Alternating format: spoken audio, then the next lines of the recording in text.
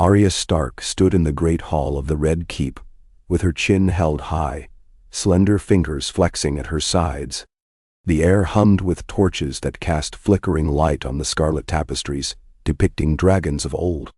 Once, she had walked these halls as a girl, near invisible in her father's shadow, a restless spirit, filled with wonder. Now, the eyes of lords and ladies measured her from every corner, each evaluating the small Stark woman come to stake a claim that would shake the realm.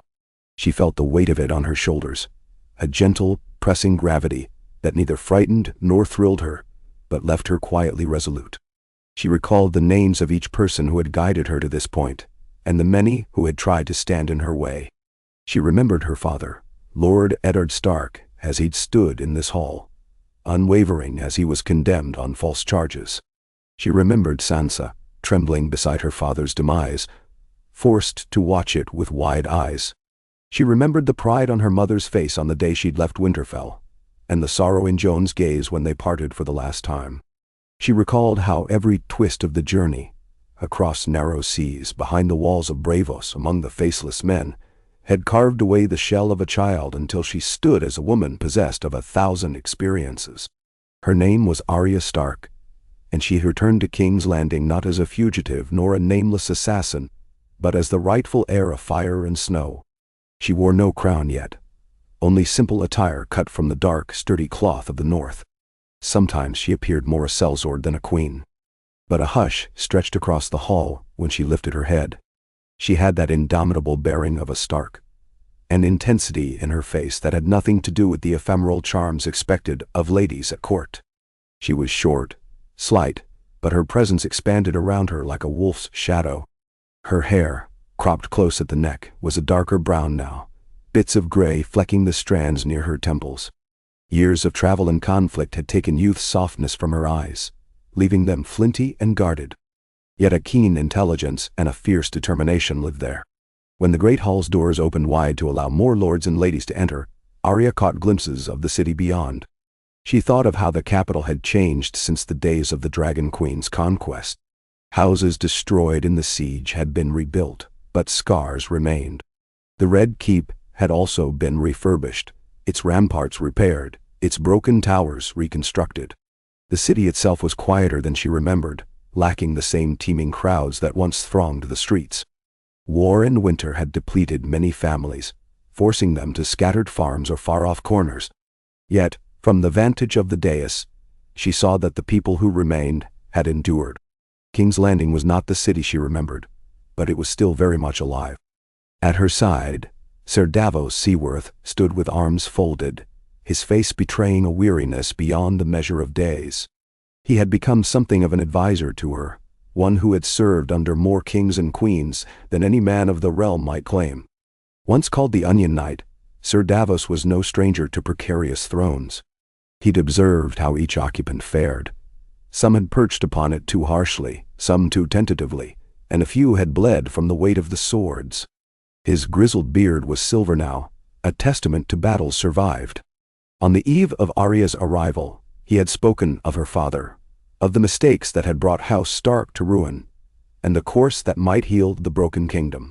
He had told her to hold fast to what she believed in, and never to forget the small folk. He now gave a subtle nod, a faint glimmer of pride in his watery green eyes.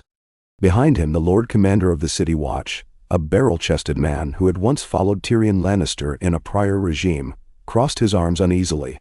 Every man in the hall was on edge, uncertain how they should greet the Stark woman who, by right of blood, and under certain interpretations of inheritance, might lay claim to the throne. After the losses of the Great War, lines of succession had become entangled. Bran had been chosen king once, it was true, but he had died unexpectedly after years of quiet rule, a tragic fever that seemed to consume him from within. With no direct heirs, an unsettling vacuum had formed. Queen Sansa Stark of the North had refused any meddling in her independent kingdom.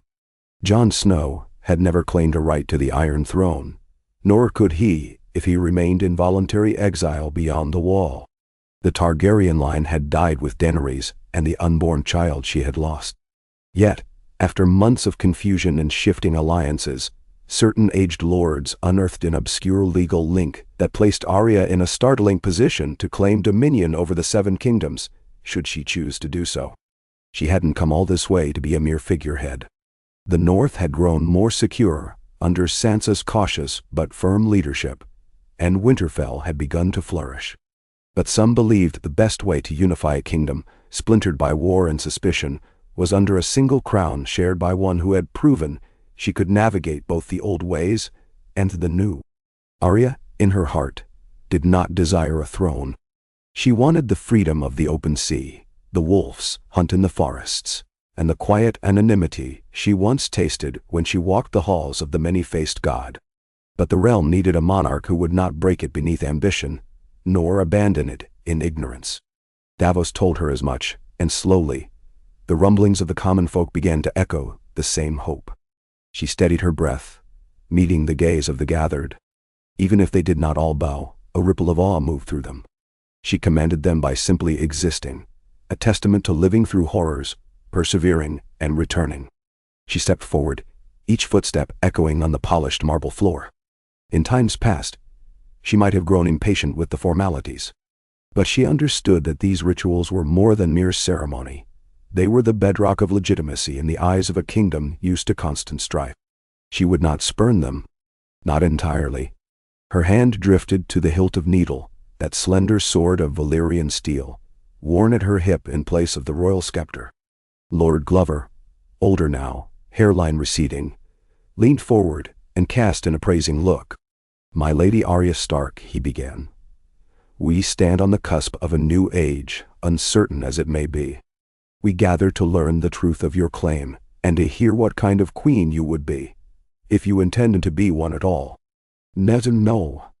Arya let his words linger before responding. "I intend to guide the realm as best I can," she said calmly, her voice carrying. "Not as a conqueror, or a tyrant, or a reluctant caretaker. I have seen more of this world than most, and I have no illusions of grandeur. The question is, will you accept me? Because I will not force you to do so. The North stands with me, but the North is its own kingdom. I come here because some of you asked it." And a subtle stir passed among the ranks. Some coughed, others shifted on their feet. They had not expected such directness, or the possibility of refusal. The notion that a potential monarch would grant them a choice felt strange. But Arya pressed on. "You know what it means to be ruled by an iron fist, and you have seen what it is to be ruled by warring factions that tear the realm to pieces. But if you want me, I come with my father's honor, my mother's ferocity, my siblings' devotion, and my own dedication to see this land safe. I will not promise an age of gold and prosperity if we do not fight for it with tooth and claw. If that is enough for you, if you believe my blood ties me to this place, then say so. Otherwise, let us all go in peace." Ninian. She spoke with the candor of someone who had walked the length of the world with no illusions left in her. She had buried her parents, half her siblings, and the dreams of a simpler existence. She had faced the dead in the Great War, and the many-faced illusions of power and bravos. She had vanquished the Night King's dread lieutenants with her cunning, and she had cast aside the illusions of identity to take names off her list. Still, she stood, prepared to serve if asked. One by one the lords took a knee. Lord Glover of Deepwood Motte, Lady Manderley of White Harbor, some who had traveled from the Westerlands, the Reach, and even from Dorne. Men and women, who had once followed dragons or lions, now bowed to the small wolf of Winterfell. Not all did so with perfect willingness.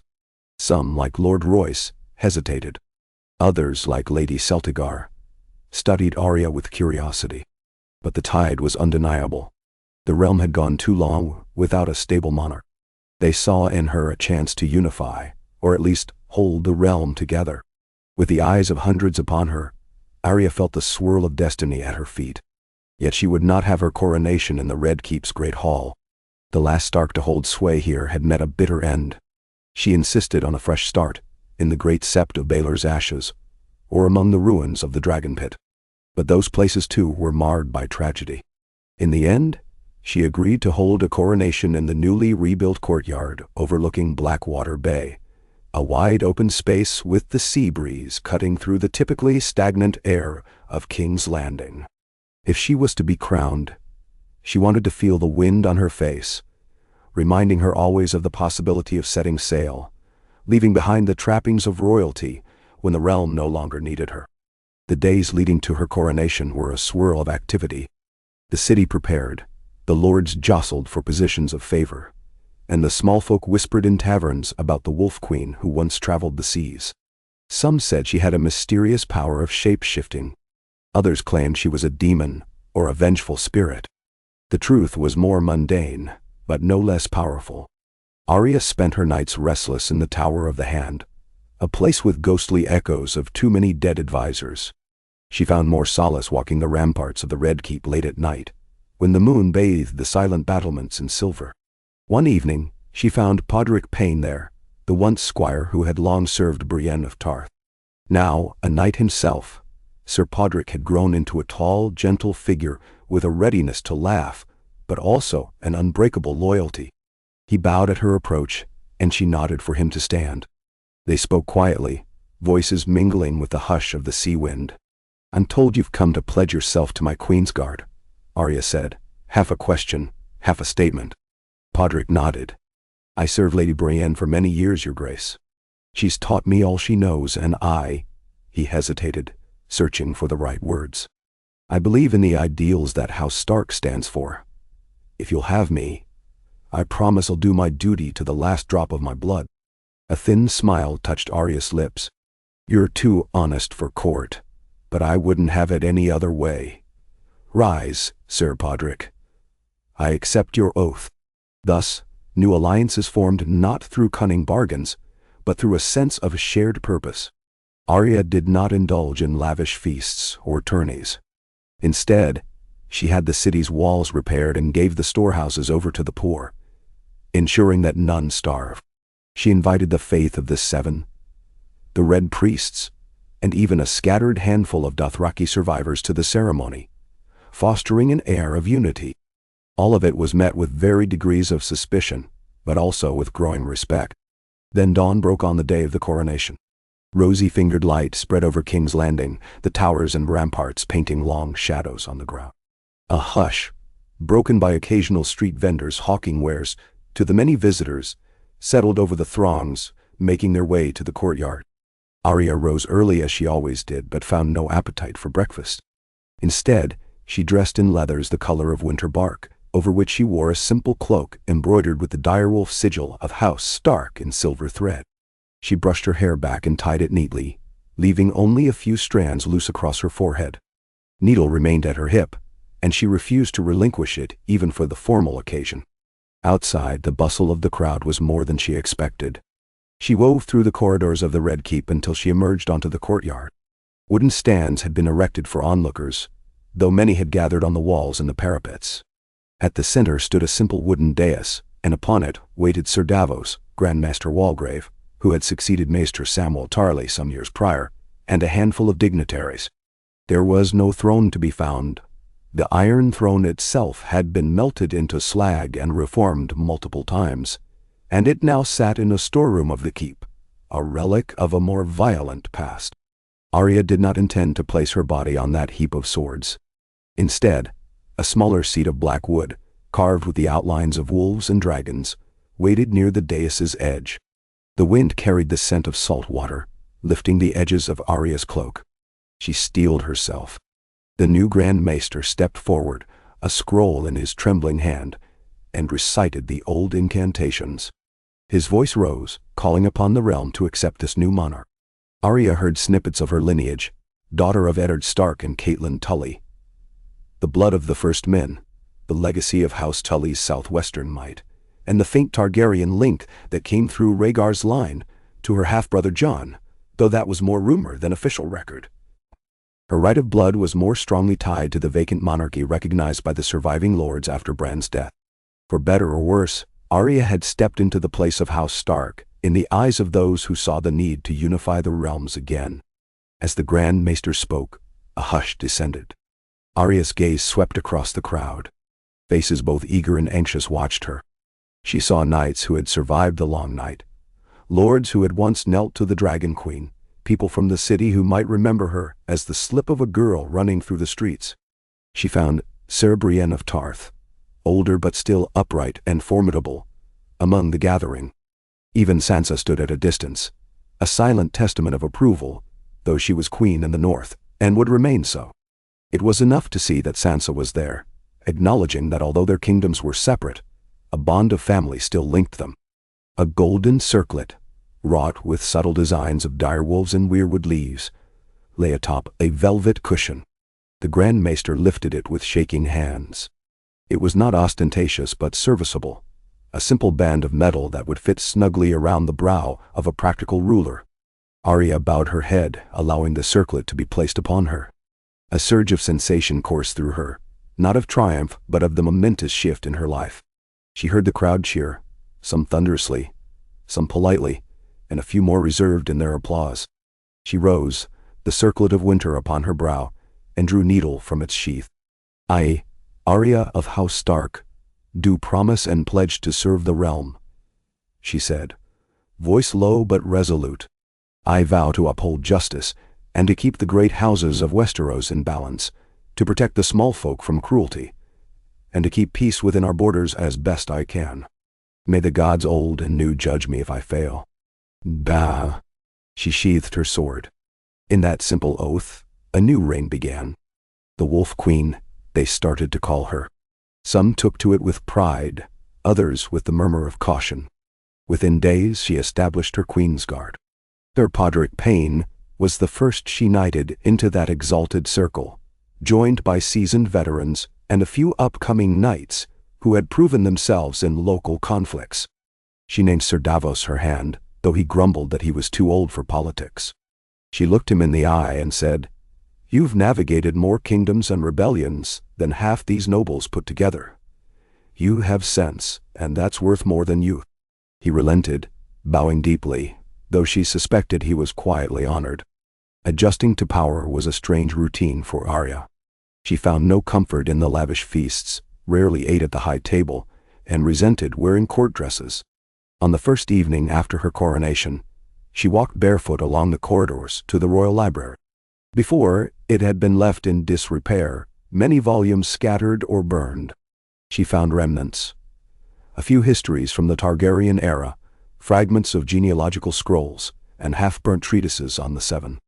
She fingered the pages, dust drifting around her, and wondered how many secrets of the realm had been lost in the wars. She resolved to restore the library. Knowledge, she believed, was the first defense against repeating the mistakes of the past. She would commission maesters and scribes from all corners of Westeros to fill these shelves once more, so future generations might learn from both triumphs and follies.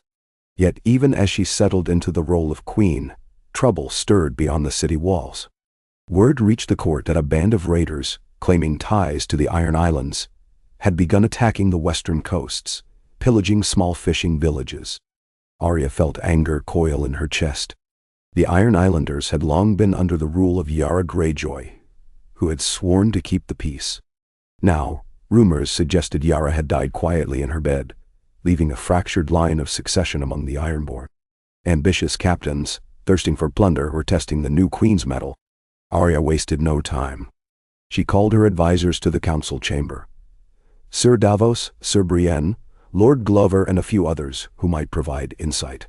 The chamber's walls were freshly adorned with the Stark sigil, but Arya often found her gaze drifting to the tapestry of a coiled kraken that still remained, an echo of the time the Red Keep tried to honor all great houses. "What do we know?" she asked, leaning forward.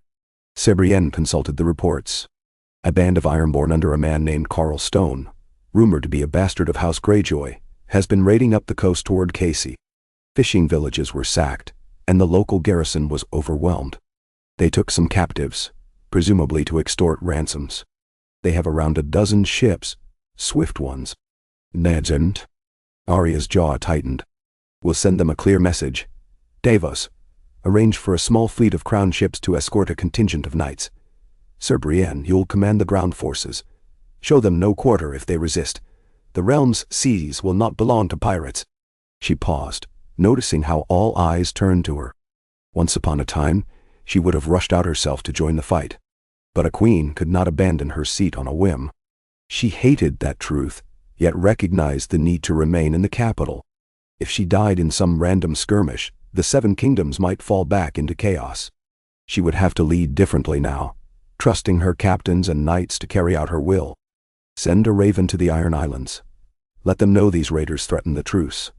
If they cannot rein them in, we will do so ourselves, she concluded. In the following days, the royal fleet set sail. Arya watched from the battlements. Sir Brienne, proud and stoic, stood at the helm of one of the larger vessels, her silver armor gleaming in the sunlight. Arya's heart clenched, a swirl of emotions. She wanted to be out there, crossing swords with the bandits, tasting the salt spray on her lips. Instead, she was queen, and the city demanded her presence.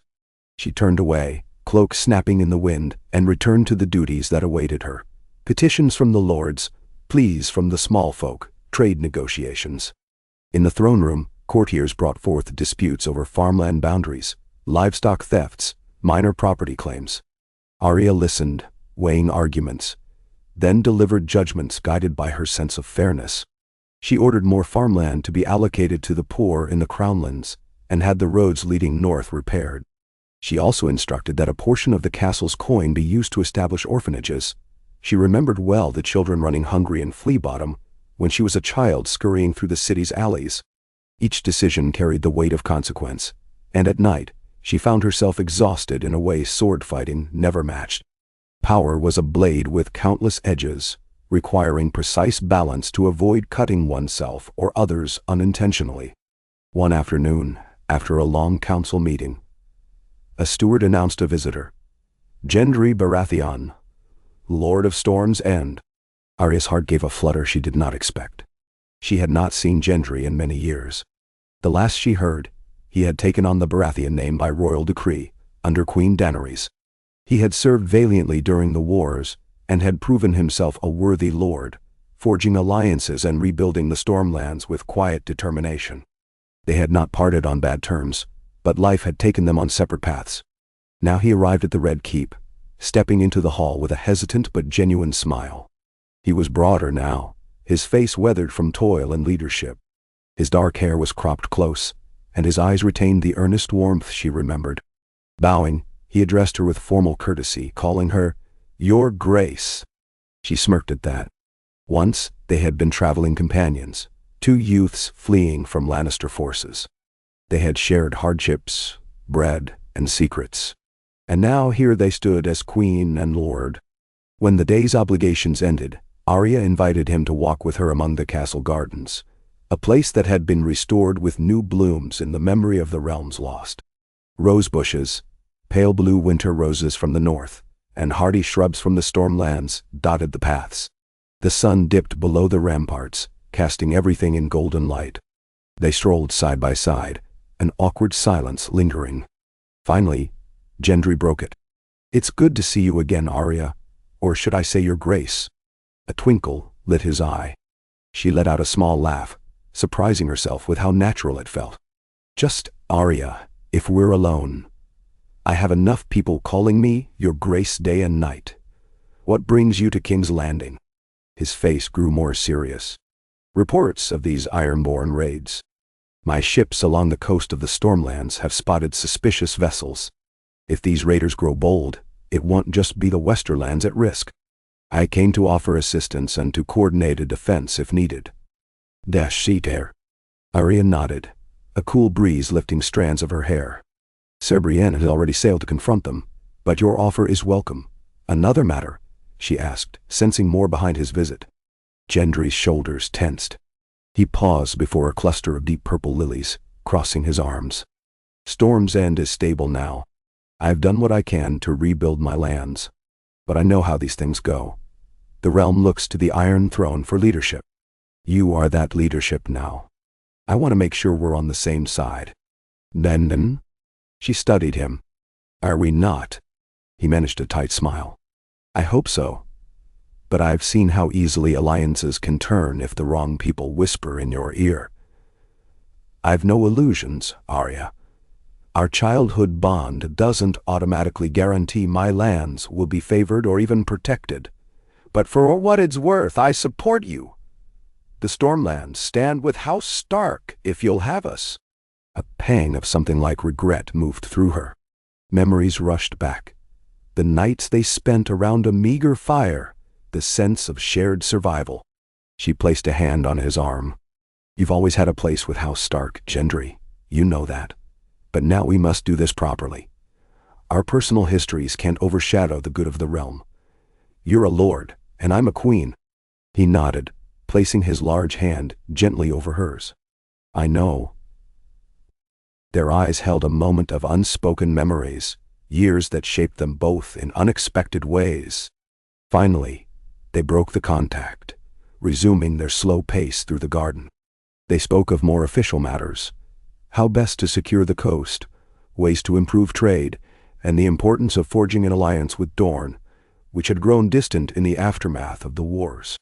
That night, in the quiet of her chamber, Arya reflected on how far she had come from that fearless girl who had once traveled incognito across half the realm. She was queen now, yet her spirit still yearned for open roads and uncharted waters. She remembered the Braavosi skyline at dawn, the hush of the Titans above the harbor. She remembered the free wind in her hair as she ventured west, hoping to find what lay beyond the known maps. A part of her still itched to vanish, to roam free and unseen. But she could not slip back into anonymity. She was woven into the realm's tapestry now, holding together threads that might otherwise fray. A few weeks later, news arrived of Brienne's success. The Ironborn raiders had been intercepted near Lannisport. Caught by surprise, they fought fiercely, but were ultimately outmaneuvered. Sir Brienne led a boarding action on their largest vessel, crossing blades with Quarrelstone himself. He died with a curse on his lips and a sword in his gut, and the rest of his men surrendered, or drowned trying to flee. The captives were taken to Casterly Rock for judgment. Arya allowed Tyrek Lannister, the current holder of that seat, to render sentencing, provided it fit the new queen's standard of justice. He decided upon imprisonment or ransom, with the money paid going to the small folk who had been attacked. Arya approved. It was a small but significant victory, a sign that this fragile new peace could hold, if they remained vigilant. However, the realm's challenges were not limited to pirates. Word came from the north that wildland tribes, emboldened by mild winters, were pushing past the gift lands near the wall, raiding small northern settlements. Sansa managed them well, forging treaties with certain chieftains, but tensions flared and violence simmered. Arya offered her sister the crown's support, though Sansa politely declined, stating the North could handle its own affairs. Arya respected that. She knew Sansa was more than capable, and she felt a twisted relief that her older sister neither challenged nor undermined her authority. Their bond, forged in heartbreak, remained one of respect and love, each queen in her own domain. Then there was Dorne. Historically proud and fiercely independent, Dorne had recognized Bran's kingship in a nominal way.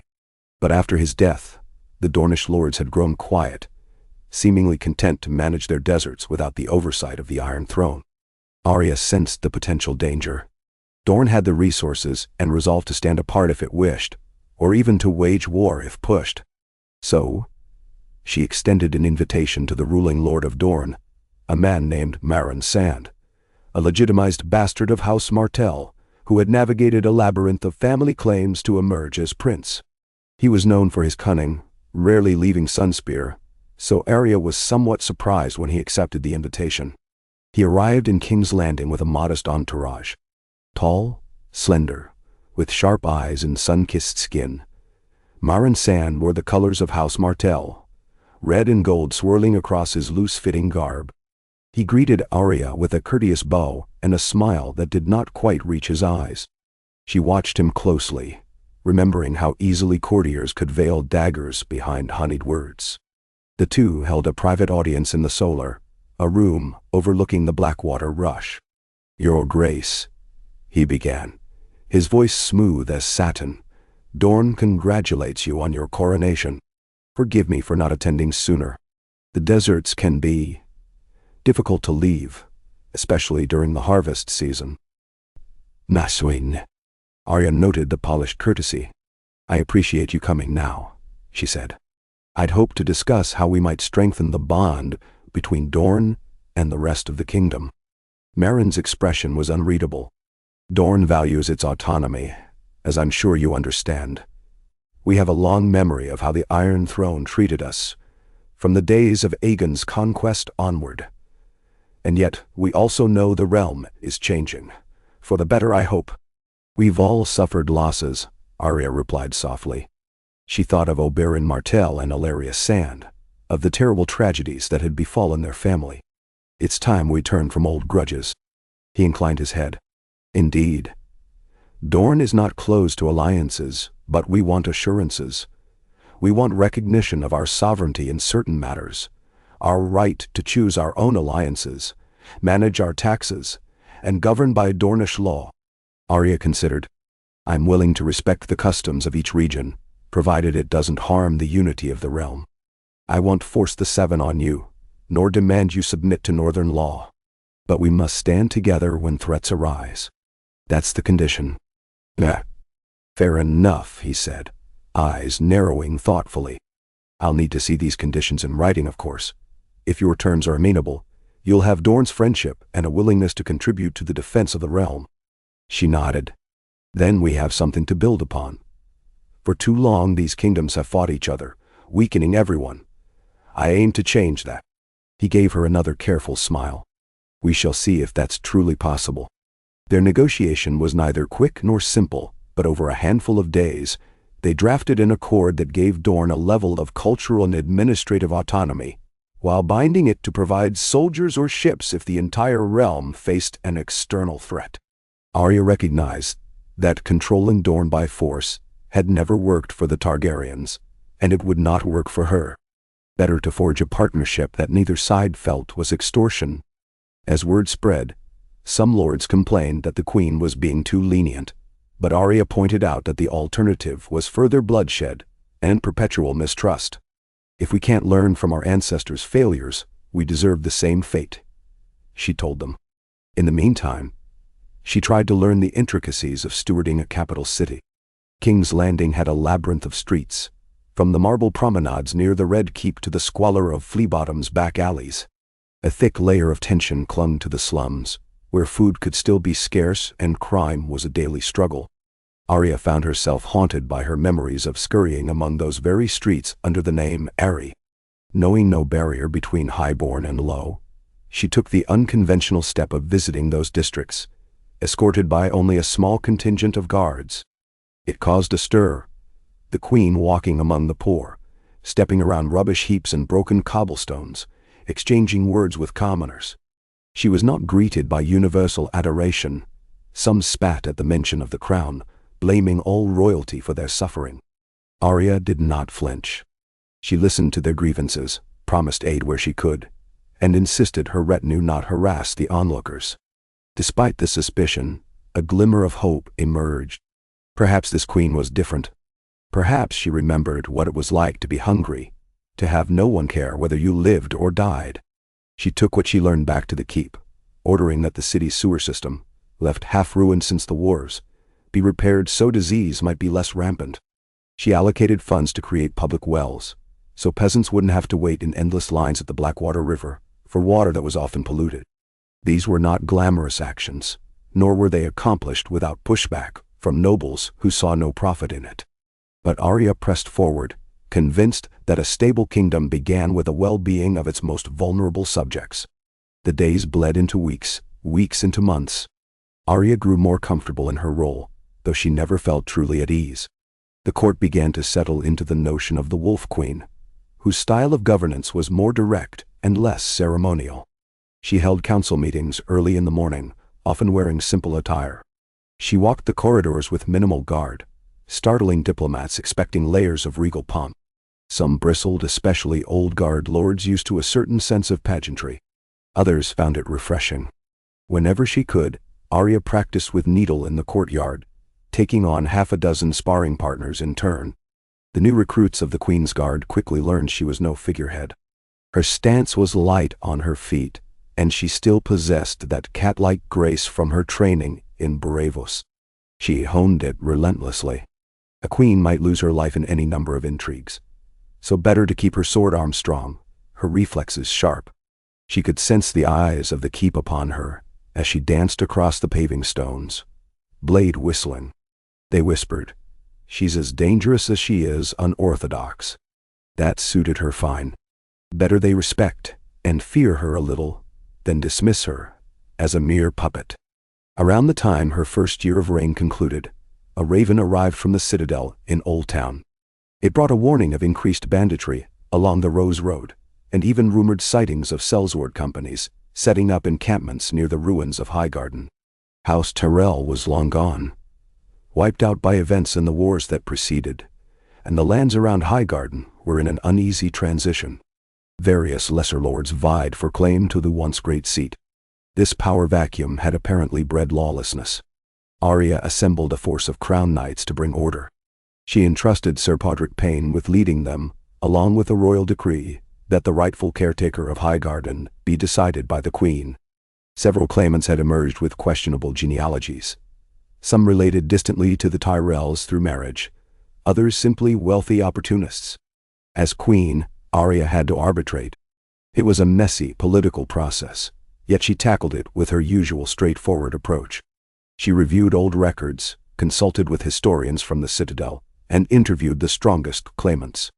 In the end, she settled upon a minor branch of House Tyrell, once exiled, that had enough legitimate ties to the original lineage. They were not especially influential, nor were they without their own controversies, but it was the least contentious choice. She bestowed them with governance of the Reach, under explicit instructions to restore the farmlands ravaged by war, and to protect the small folk from marauders. The new Lord and Lady of Highgarden swore fealty, and promised to uphold their obligations. Arya hoped they would. Nonetheless, she readied a contingency plan, ensuring a contingent of crown soldiers would remain in the area for a time, just in case. She refused to let the region dissolve into chaos again. Despite all these victories, tensions simmered beneath the surface.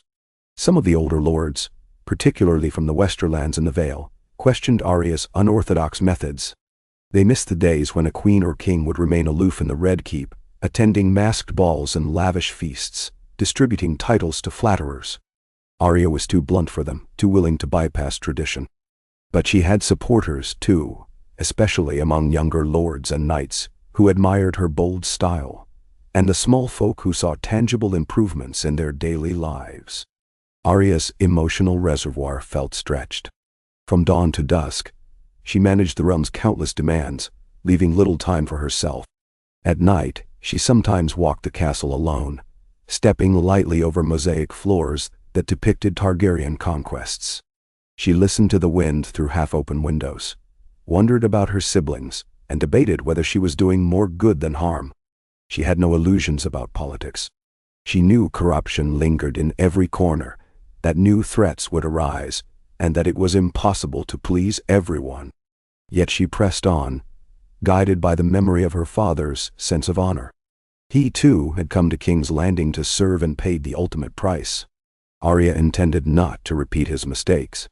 She would be cunning when necessary, and merciful when she could. A year and a half into her reign, news of a fresh crisis arrived.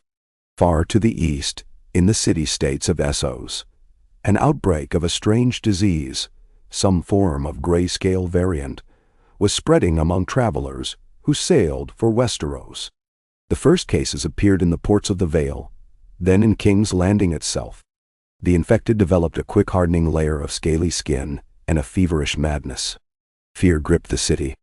Memories of plagues in past generations resurfaced, and the panic threatened to undermine all the stability Arya had fought to achieve.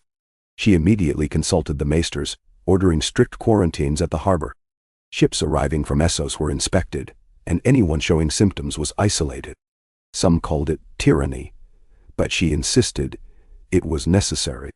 She dispatched ravens across the realm, detailing precautionary measures. Grand Maester Walgrave worked tirelessly to research cures, examining old texts about grayscale. The Iron Bank in Bravos also offered resources, mindful of the disease crossing the narrow sea. Arya poured funds into the construction of isolated infirmaries near the city walls, trying to contain the spread. It was a race against time. People died. Some cursed her name for restricting the trade that kept them fed. Others pleaded for her to do even more. She found herself in daily meetings with healers and city officials, forgoing sleep to manage the crisis. She recalled the horrors of the long night and realized that while this threat seemed smaller in scale, it was relentless in its own way. She forced the city watch to enforce curfews in the most affected districts, a deeply unpopular measure but one that slowed transmission. Gradually the number of new cases fell, and the city exhaled a collective sigh of relief. But relief came at a cost. Trade slowed to a trickle. Coffers began to run low, as the crown spent enormous sums on public health measures. Dorne and the north were relatively spared, but they felt the economic impact of closed ports. Tensions flared again at council meetings, with some lords urging the queen to reopen the ports fully. Arya refused until the maesters gave the all-clear. She would not sacrifice lives for coin. By the time the outbreak finally burned itself out, nearly a year later, the realm was battered but intact. Many lords criticized her stringent methods as an overreach of power, but the small folk, those who survived because of the quarantines, praised her as a protector. Through it all, Arya felt the weight of the crown more acutely than ever. She thought of taking a ship to the far west, leaving someone else to rule in her stead. But who? Davos was too old, Gendry too busy with the Stormlands, and Sansa would not leave the north for the Iron Throne. No, she had claimed this burden, and she could not simply abandon it when it became heavy. As the realm slowly recovered, she focused on reconstruction. She encouraged farmers to replant, offering tax incentives. She invited merchants to resume trade, removing some tariffs to spur commerce. The coffers took a short-term hit, but it gradually revitalized the economy. She also decreed that the old farmland left fallow due to war or plague should be settled by small folk who agreed to cultivate it, thereby stimulating growth and reducing poverty. She traveled to Gulltown, to Lannisport, even to Sunspear, forging direct relationships with local rulers and traders. Her presence, though often understated, helped solidify alliances. When winter finally broke and spring returned, signs of renewal dotted the kingdom. Fields began to bloom, and travelers moved more freely. Word spread that the Wolf Queen's reign, though marked by trials, had brought relative stability to a realm once on the brink of fracture. Not everyone loved her. Some decried her as too controlling, too unconventional. But for many, she was a beacon of resilience. The girl who had once been no one had become the one who held everyone together.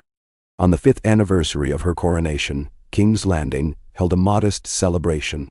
Musicians played, dancers twirled in the streets, and the smells of roasted meats and pies filled the air. Arya observed it all from a balcony, a faint, distant smile on her lips. She saw children laughing, street performers juggling, and the city watch discreetly keeping order. She was not one for grand festivities, but she recognized their value in lifting spirits. So she let the people rejoice. At the height of the festival, she slipped away from her own palatial obligations. She made her way alone to the rebuilt dockyards, following a winding path through the city. She wore a nondescript cloak that hid her circlet. The guards, by now accustomed to her solitary wanderings, held their distance but trailed her from afar.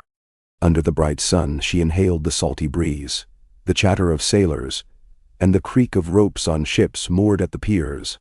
She thought of the day she had set sail from Westeros, searching for what lay west of the Sunset Sea. That sense of endless possibility had thrilled her. Standing there at the edge of the dock, she stared out over the glittering water, half wishing she could board one of those ships and vanish into the horizon. But behind her stood a realm she had sworn to guide and protect. She closed her eyes, imagining the countless hearts beating in the labyrinth of streets behind her. Perhaps one day, when her duty was done, she would sail again. But not yet.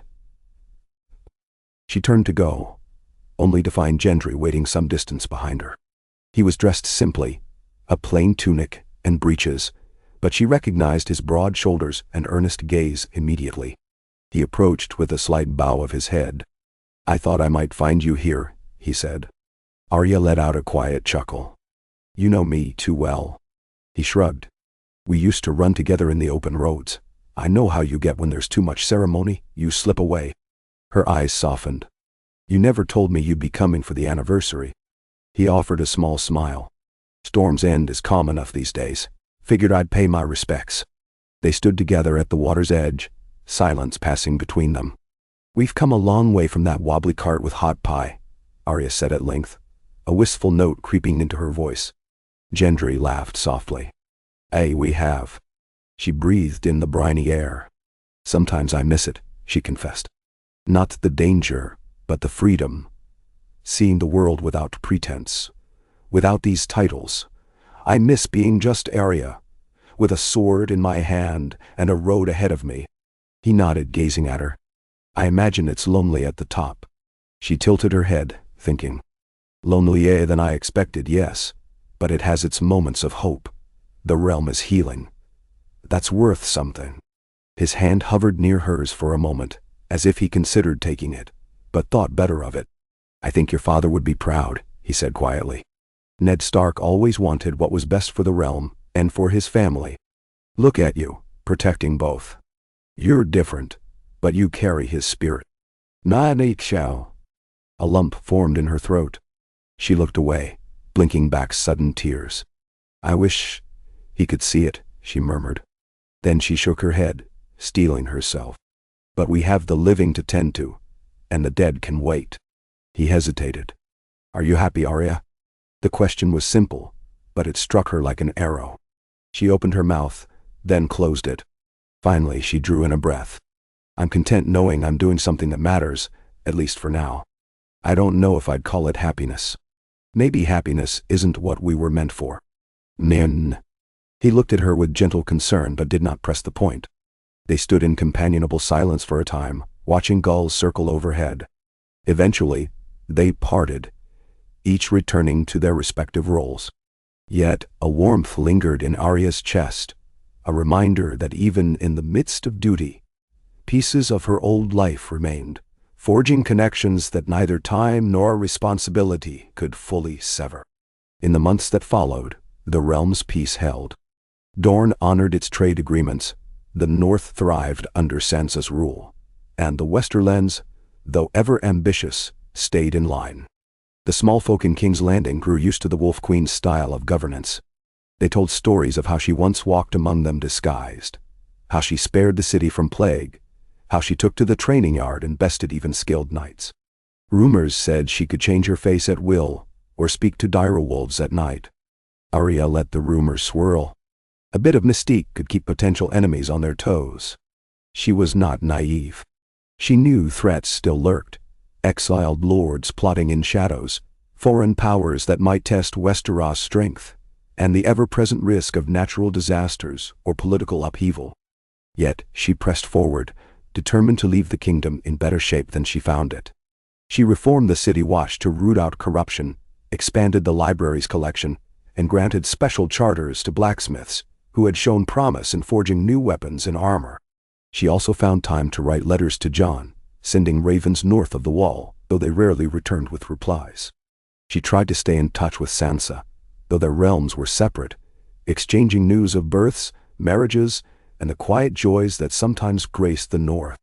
She visited her mother's tomb in the crypts of Winterfell one last time, before reaffirming the North's independence in a treaty that recognized each other's sovereignty and pledged mutual defense. It was a poignant visit, bittersweet, but it gave her a sense of closure. As more years slipped by, she realized the realm had grown used to having a Stark on the throne. It surprised her that the name which once held so little power in the South could become central to uniting the kingdoms. She thought about the swirl of events that had led her here. Her father's execution, her flight across the war-torn land, her training in Bravos, her return to confront a darkness that nearly ended the world. Each step had been a forging, shaping her into someone capable of wearing the crown. She had never planned it, never sought it, but she rose to the challenge. Late one evening, she stood on a balcony overlooking the city, the moonlight pouring over a sea of rooftops. She closed her eyes and let her mind drift. She pictured rolling plains, thick forests, frozen lakes, and unfamiliar shores. The horizon called to her. But for now, her duty was here. Perhaps one day she would pass the crown to someone worthy. Someone who understood the realm's struggles and carried the right temperament to rule without tyranny. Perhaps Gendry, if he or his descendants proved themselves. Or another who shared the stark values of honor, tempered by hard-won pragmatism. She breathed the night air. She was Arya Stark, Queen of the Seven Kingdoms by right of blood, though that hardly mattered as much as the right of loyalty and service she had earned. Her memory carried the names of those she had lost, the faces of those she still fought for, and the unseen generations who would walk this land after she was gone. Her reign was not about self-glorification or conquest. It was about creating a space where the living could flourish, where children might grow without fear, where old wounds might finally mend. She did not know how her story would end. But she had learned that life was not a simple song. It was woven with pain, courage, betrayal, and redemption. As the Wolf Queen, she would bear it all. Tomorrow would bring more decisions, more heartbreak, and perhaps more triumphs. She would see them through, for so long as she drew breath. She allowed a final fleeting smile, thinking that somewhere her father might be watching and approving. At the bottom of it, she was still a wolf of the North, and the North remembered. But now the rest of Westeros remembered as well. They remembered the steel in her eyes, the cunning in her heart, and the unwavering resolve that defined her reign. And should the day come when her watch ended, she would slip quietly into the annals of history, leaving the throne behind just as she had found it, transformed, perhaps, but tempered by the presence of a girl who had once been no one, and grew to become everything. For now, however, she reigned. She woke each day to the responsibilities laid upon her, to the joys and sorrows of a land that needed guidance. She walked the corridors of the Red Keep, not as a prisoner, but as a sentinel. She sat upon her seat of carved black wood, not with vanity, but with a sense of reluctant acceptance. She fought tirelessly in council chambers with words instead of swords. She greeted traveling lords with a handshake instead of a curt nod. She offered mercy where others might have chosen violence. And the realm, in turn, began to breathe again. Spring flowers blossomed in the crown lands. Fields bore rich harvests in the reach. The Westerlands found their coffers replenished with renewed trade, and the Vale soared with its eagles untroubled. Dorne remained proud but cooperative. The Iron Islands, chastened by their defeat, found a new leader who preferred trading for goods rather than plundering them. Slowly, haltingly, Westeros inched toward an era not of unbroken peace. No realm could claim such a thing, but of hope. In the nights to come, Arya Stark, the Wolf Queen, would dream of faraway seas and endless horizons. But she did not sail away. She remained, forging an unanticipated destiny with every careful decision. Her reign was not easy, and she faced criticisms, betrayals, and heartbreak. But such was the nature of leadership. It was the price she paid for wearing the circlet of winter upon her brow, the weight of both a legacy and a future. If she prayed it at all, it was to the old gods whose faces were carved in heart trees, far from the stifling confines of the Red Keep. Perhaps they listened in the rustling leaves under northern skies. Perhaps they recognized the quiet vow she made every day, to protect the living, to shape a realm worthy of the fallen, and to hold her honor close as her father once did. If so, maybe they whispered her name in the wind, proud and sorrowful, all at once.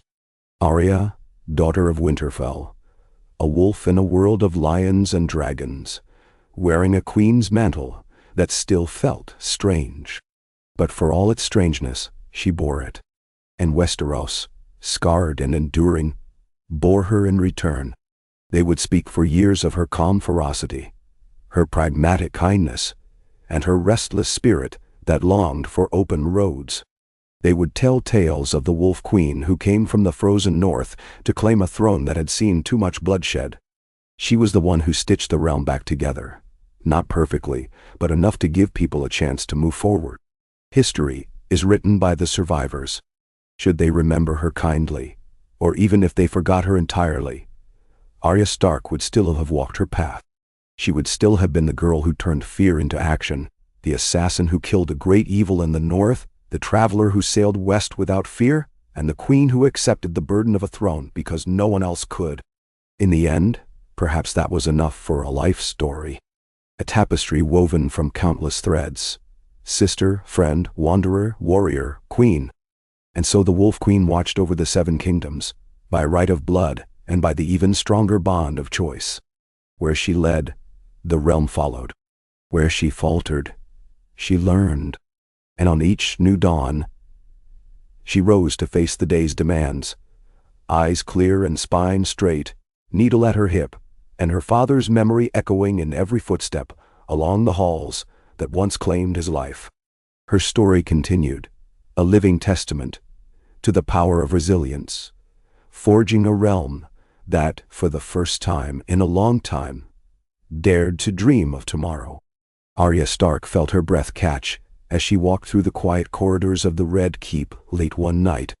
Moonlight slanted through tall windows, illuminating the old stone walls with a silvery glow. A hush enveloped everything, broken only by the distant footsteps of patrolling guards. She was dressed simply, a loose tunic of dark gray and leggings of sturdy cloth. A cloak hung from her shoulders, plain except for a small embroidered direwolf at the clasp. In one hand she carried a rolled parchment. In the other, she cradled a coil of frustration. She could not sleep.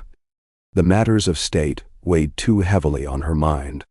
She paused by a pair of tall, iron-bound doors that had once led to a small audience chamber. In the recent months, it had been converted into a repository for older documents and genealogical records, which she was determined to preserve. Thinking she might find some solace in reading, she pressed the latch and entered. The room smelled faintly of dust and vellum. Crates of parchment lined the walls, many with the seals of houses long gone. A single lantern burned on a heavy oak table at the center, left there by one of the scribes who had been cataloging the royal archives. The dancing flame cast towering shadows across the walls. She unrolled the parchment she'd brought, a recent missive from her Lord Treasurer, detailing the realm's diminished coffers. The plague that had swept through Essos and into Westeros had drained vast sums of gold on quarantines, medical supplies, and subsidies for struggling settlements. Trade was picking up again now that the disease had receded, but it would be months, if not years, before the crown regained financial stability. Davos had advised caution, while Gendry suggested investing in new forges and shipyards in the Stormlands to stimulate commerce. Arya knew both men had good points, yet the final decision was hers alone. She found no easy answers in any column of figures. She set the parchment aside, glancing around at the scattered scrolls. A flicker of curiosity led her to the nearest crate, where a battered ledger lay open, detailing shipments of grain and fish into King's Landing nearly a century ago. Dust coated the edges of the pages. Her gaze drifted from the cramped handwriting to the lantern's glow. When she closed her eyes, she could almost imagine the city as it was, still bustling, but under the shadow of a different dynasty, with different hopes and fears. Time moved on, leaving behind the bones of old alliances, and here she was, caretaker of a realm that had both grown and diminished in the wake of dragons and wars.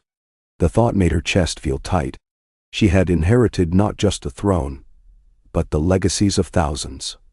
Some heroic, some monstrous, most somewhere in between. Weariness pressed in on her, and she considered returning to her chambers. A queen should rest, she told herself, especially with the demands of the next day. But she found she couldn't face those walls of bedchambers just yet, not while her mind churned. So she pressed on, rummaging gently among the crates, half hoping she might stumble upon something useful, or at least diverting. A small stack of letters bearing the seal of House Targaryen caught her eye. The wax was so old it had crumbled at the edges. Intrigued, she lifted one of them and carefully broke what remained of the seal. Inside, she found a personal correspondence from a prince to some unknown recipient, referencing a nascent rebellion in the far reaches of Dorne. At the bottom, scrawled in faded ink, was a note about how easily trust could be broken. "Blood runs hot," it read, "and sometimes it scorches the land it should protect." She closed the letter with a faint shiver. Times changed. People didn't. She slipped the parchment back into its crate. At length, her restlessness began to subside. She let out a slow breath and snuffed the lantern. She made her way out, down the hall, and ascended a staircase leading to the ramparts. The night air was cool against her skin, cleansing away the stale dryness of old documents. Below, the city sprawled in flickering torchlight, quiet save for distant dogs barking and the faint murmur of music from the harbor taverns. The festival from earlier in the year still echoed in some hearts, but King's Landing was never without shadows. She leaned against the stone battlements, needle at her hip. Long ago, she'd walked these walls as a child in wonder. Now she walked them as a queen, burdened by each day's politics. Her breath plumed in the chill. Perhaps tomorrow, she thought, she would try to finalize a plan for the crown's finances. Perhaps she would settle the matter of the Riverlands dispute, which had pitted a lesser branch of House Frey against local farmers whose lands they claimed. Another day, another problem. The realm never rested. Closing her eyes, she let the hum of the city wash over her. She felt the stone beneath her hands, ancient and unyielding, a silent testament to centuries of kings and queens who had come and gone. How many, she wondered, had stood right where she was, wearing a crown in their own way, pondering how best to keep the realm from splintering. How many had succeeded, and how many had failed. She heard a soft footstep behind her.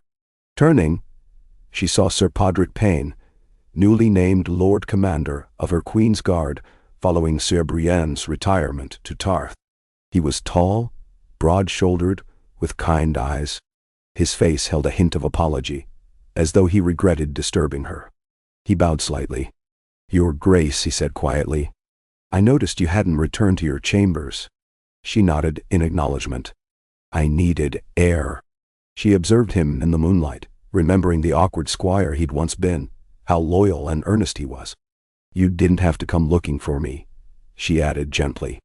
He offered a small smile. "I know, but it's my duty to protect you." She half smiled back. "Sometimes I forget that I need protecting." He made no argument. Instead, he simply stood a respectful distance away, letting her gaze out over the city. The presence of a loyal guard was both comforting and a reminder of her responsibilities. After a moment, she sighed and turned back from the battlements. "Let's go in," she said. "There's much to do in the morning." She walked beside him down the stairs, the torchlight dancing across the stones. The road to her chambers passed through the throne room corridor, and she paused by those tall doors, which stood closed at night. Within lay the blackwood seat, carved with wolves and dragons, her seat of judgment and ceremony. She stared at the doors, the swirling grain of the wood, and felt that familiar weight in her chest. Then she shook it off and continued on, Podrick at her side. In the following days, she dealt with the usual onslaught of council meetings and paperwork. Sir Davos, as her hand, did much of the legwork, bringing issues before her, negotiating with various lords, and trying to keep friction from erupting into outright conflict. But as was common in Westeros, friction never fully vanished. House Royce of the Vale had begun expanding its influence into border territories near the Riverlands, clashing with local lords sworn to Harrenhal. The reason was obscure, something about claims to old Eyrie farmland, but it spurred a flurry of ravens insisting on royal intervention. She summoned both parties to King's Landing, hoping to settle it face to face. Lord Royce arrived, stiff-backed, his bronze armor polished to a near-blinding sheen, while Lord Harren, an upstart who had gained control of Harrenhal through complicated inheritance, arrived with an entourage of lesser knights and men-at-arms. In the presence of the Wolf Queen, both men were polite enough, though tension crackled in the air. They gathered in the council chamber, a circular room with tall, narrow windows set high in the walls. The windows let in thin beams of dusty sunlight, illuminating the table around which Arya, Davos, and the lords sat. The scene had become familiar, the queen presiding in a plain high-backed chair, Davos beside her, and the disputing lords seated across from each other like rival dogs in a kennel. Lord Royce began, his voice deep and formal. "Your Grace, the Vale has traditionally held grazing rights in these borderlands since the days of King Robar Royce, centuries past. Our families have dwelt there without contention, until Lord Heron began encroaching, building fences, and barring our shepherds from crossing." Lord Heron responded, lips curling into a faint sneer. "Your Grace, House Heron has legal deeds to these lands, signed decades ago, permitting us to settle and fortify as we see fit. Lord Royce's shepherds have no right to roam freely and trample our crops, no matter what old songs say." Arya listened, expression impassive. She glanced toward Davos, who lifted an eyebrow. It was a classic territorial dispute, two lords each claiming ancestral rights to the same parcel of land. She gave a small sigh. "Have you brought the relevant documents? The deeds? The genealogical records?" Both men nodded, retrieving scrolls from under their cloaks. Arya spread them out on the table, scanning them. Each had lines of inheritance and vague references to farmland use. The conflicting nature of these documents quickly became apparent. One was older, from a time when House Royce was indeed granted broad grazing rights. The other was a more recent deed that the Heron family had purchased, albeit under questionable circumstances, granting them exclusive ownership. Arya's gray eyes flickered between the pages. She recognized the subtleties that once might have bored her. Now, she found them crucial pieces of the realm's puzzle. She consulted Davos, who muttered, "The older documents carry weight, but if the Herons have a royal deed more recently, that complicates matters." Arya nodded, then turned to the lords, a finger tapping the table softly. "Both your claims have merit, it seems. But I won't allow petty disputes to devolve into violence. This is my ruling. The land is to be shared according to mutual agreements that serve the small folk. Lord Royce, your shepherds may graze, but they must respect any established farmland. Lord Heron, you will not obstruct the Vale's historical usage, but you will receive compensation for any damage to your crops. We will draw up a contract, signed by both of you, and it will be enforced by the Crown. If any side breaks it, there will be penalties in gold, or if necessary, in land." She paused, letting her gaze drift between them. "Is that clear?" The two lords exchanged disgruntled glances, but neither dared challenge the Queen outright. After a moment, Lord Royce bowed. Lord Heron followed suit, though more stiffly. Arya dipped her head in acknowledgement. "Davos will see to the specifics. You two will remain in King's Landing until the documents are drafted and signed." As they departed, Arya rubbed her temples. It was a typical scenario. Two powerful men squabbling over territory that neither had ever personally farmed. Yet such disputes could spark wars if left unchecked. She lifted her eyes to find Davos watching her with a sympathetic smile. "Wouldn't be a realm without 100 tedious arguments," he offered. She gave a short laugh. "Indeed. Let's settle this quickly and get them out of my city." "Benin. I'll do my best, Your Grace." She left the chamber, heading for a brief respite. It was nearly midday, and her stomach reminded her she hadn't eaten.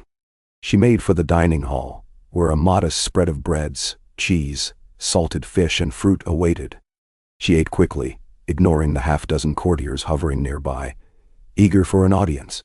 After finishing, she signaled to them to come forward one by one, letting them speak as she sipped water. Each had a different petition or request. A miner knight seeking funds to repair a keep, a merchant wanting a royal license to trade spice from Essos, an alchemist hoping for permission to experiment under the city's rules. Arya listened to each, doled out a quick decision, and moved on. By the time she stood, she felt the day's fatigue weighing on her. Yet her schedule allowed no pause.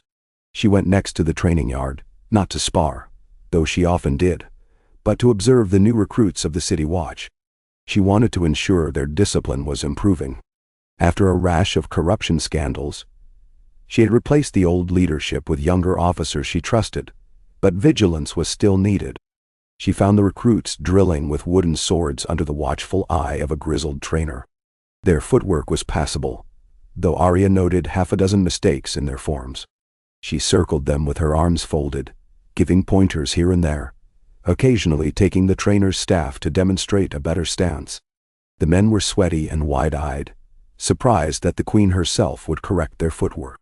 After an hour, satisfied they were learning, she left.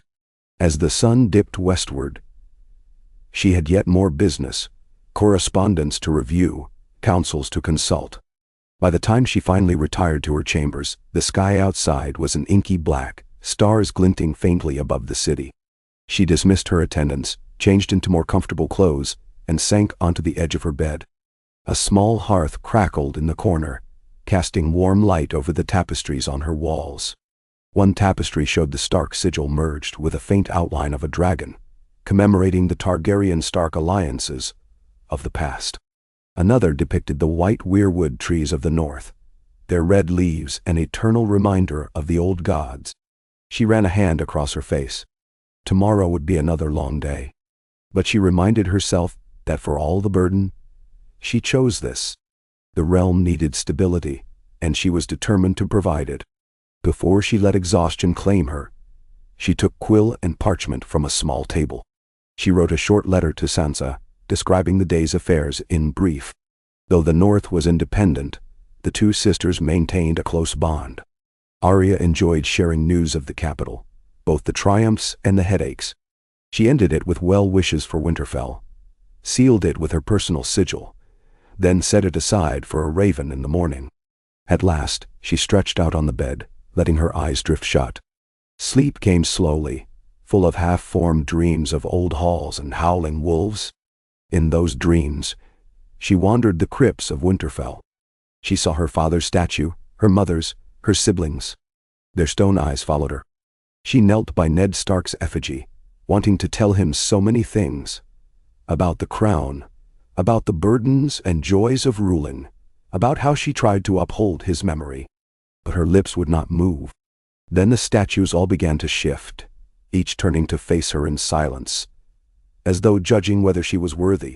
She woke with a start, heart pounding. The hearth's embers had died down to a faint glow. It was still dark outside, and though she felt unsettled, she managed to drift off again. By dawn's first light, she was up and about. Her women brought her a simple meal, oats sweetened with honey, a cup of watered wine, and helped her dress in a gray and silver ensemble. She pinned her hair back, leaving a few strands loose around her temples. The circlet of winter had grown familiar, resting lightly against her brow. As she left her chambers, she encountered Gendry in the corridor, who had arrived from Storm's End the night before.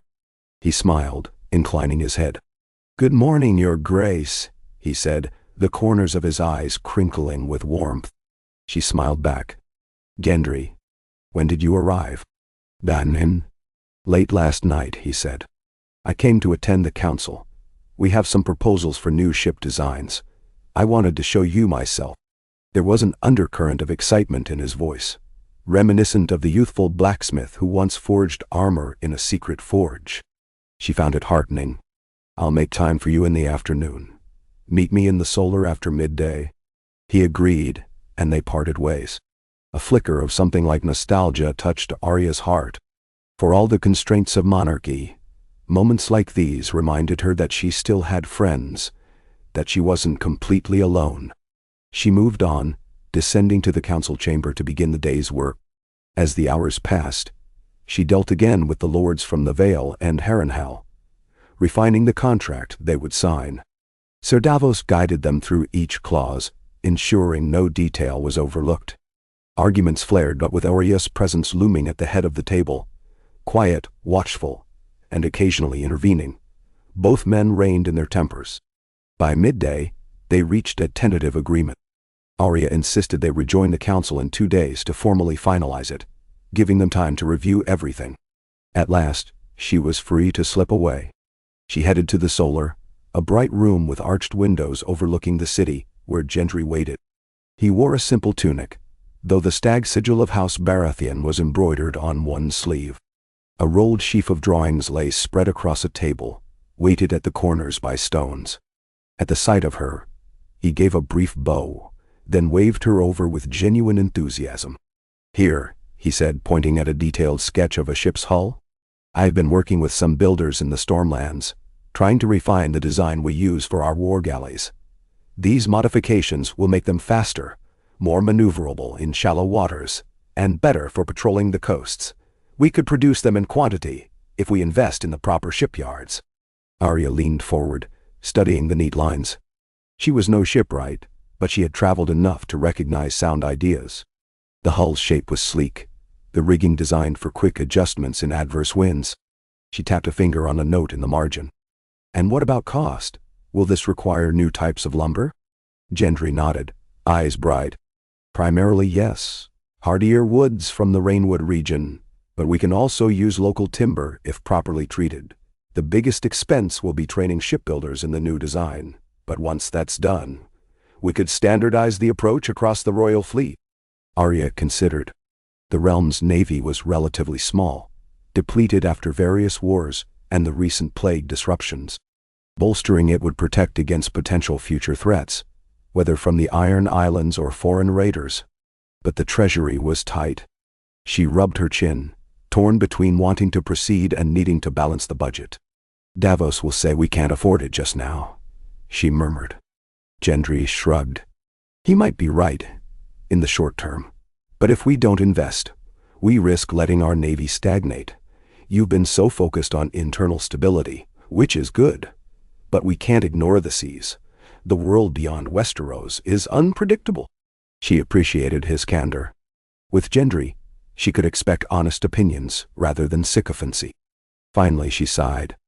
Draft a proposal with cost estimates, including a phased approach. We won't pour all our coin into it at once, but we can begin with a small fleet of new galleys, see if they prove their worth. If they do, we expand. His grin lit up the room, and Arya felt an odd warmth in her chest. Thank you, Your Grace. I'll get started right away. She nodded, and for a moment, their eyes locked. She could almost see a flicker of the young man who'd once traveled the war-torn countryside at her side, forging a friendship that neither of them had fully understood at the time.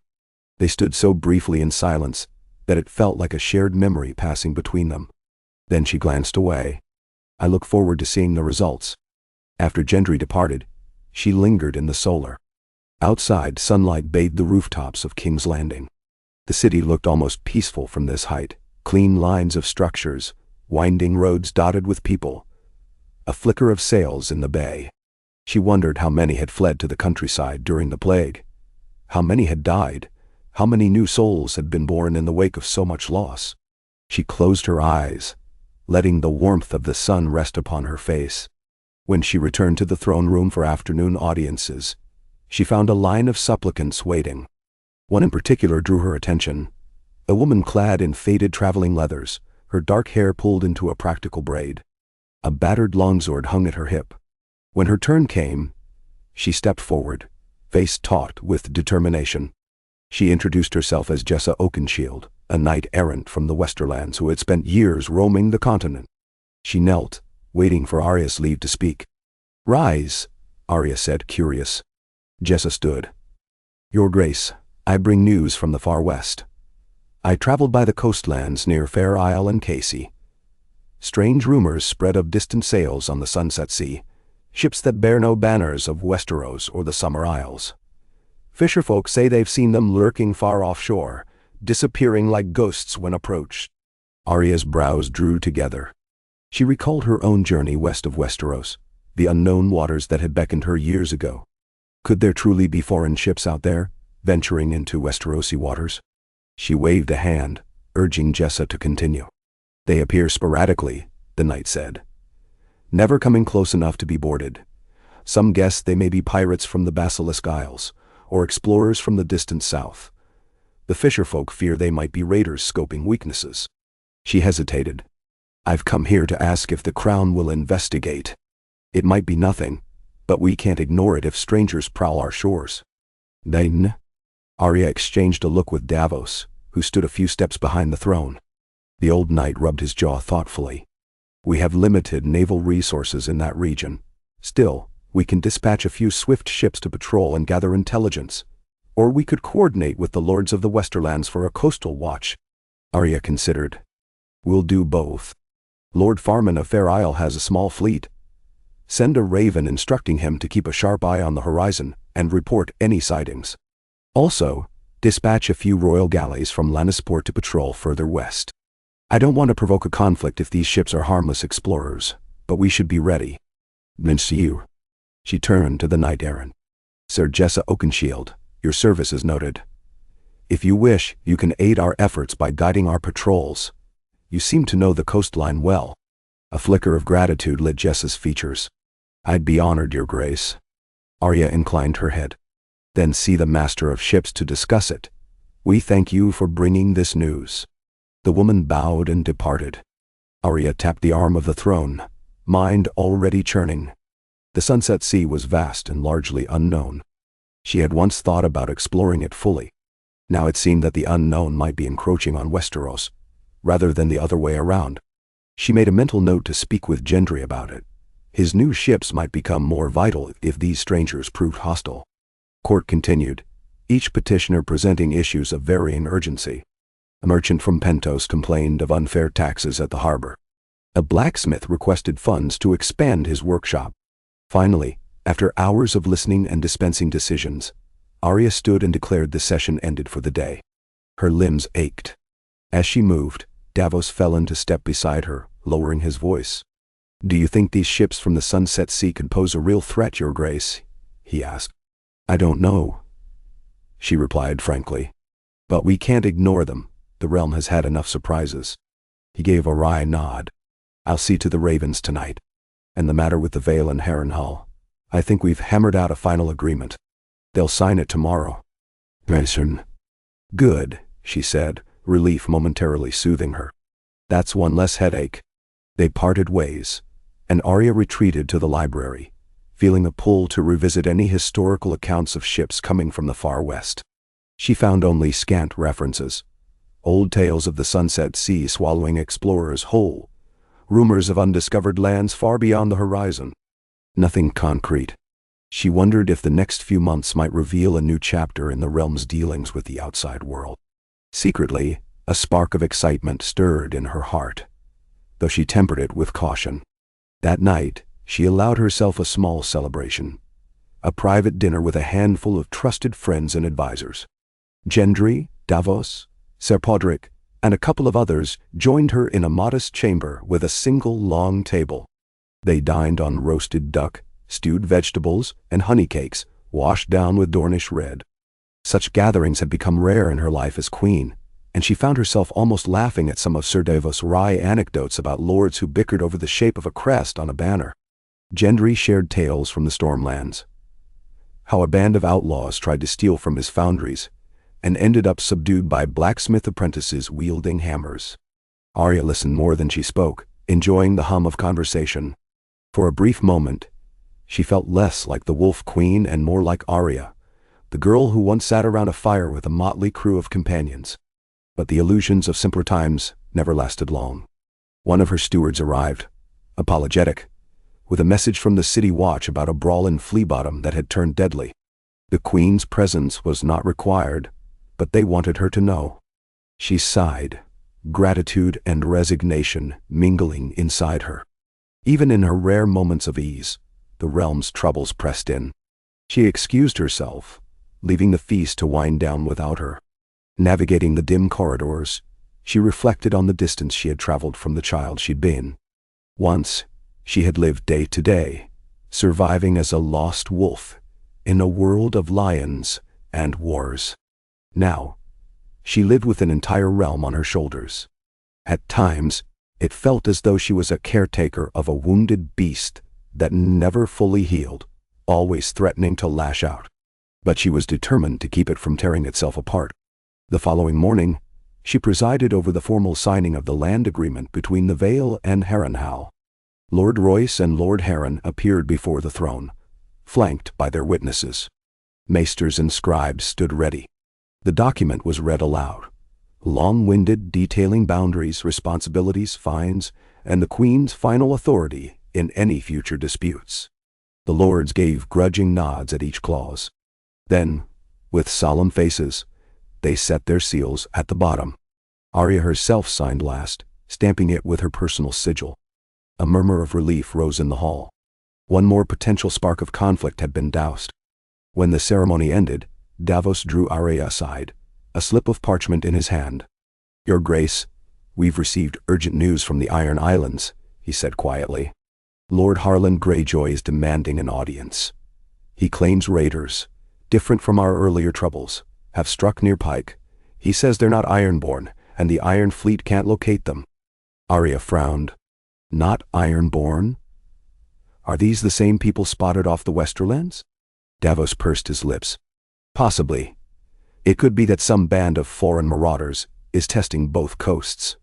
Greyjoy says they appear and vanish swiftly, leaving ruined fishing villages behind. He's asking for royal assistance.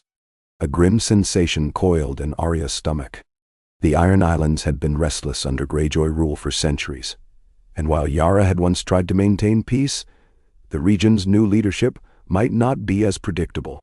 Still, it was concerning that they too were under attack. Tell him he's welcome to come to King's Landing, or I can send an envoy to Pike if he prefers. We need more details. Yes, Your Grace. Davos nodded. I'll dispatch a raven immediately. That night, Arya barely slept. Thoughts of the unknown ships loomed in her mind. She remembered the feeling of crossing uncharted waters, the excitement and fear that came with every unfamiliar sunrise at sea. If these foreigners were raiders, the realm might face a crisis it had never seen before. Attacks coming from the west, a direction long considered relatively safe. She also considered the possibility that these attacks were the work of opportunistic pirates, from the Stepstones or elsewhere. Either way, the realm needed to be on guard. She pictured the coastline from the Iron Islands down to Fair Isle, then further south to the Arbor. So many miles. So many points of vulnerability.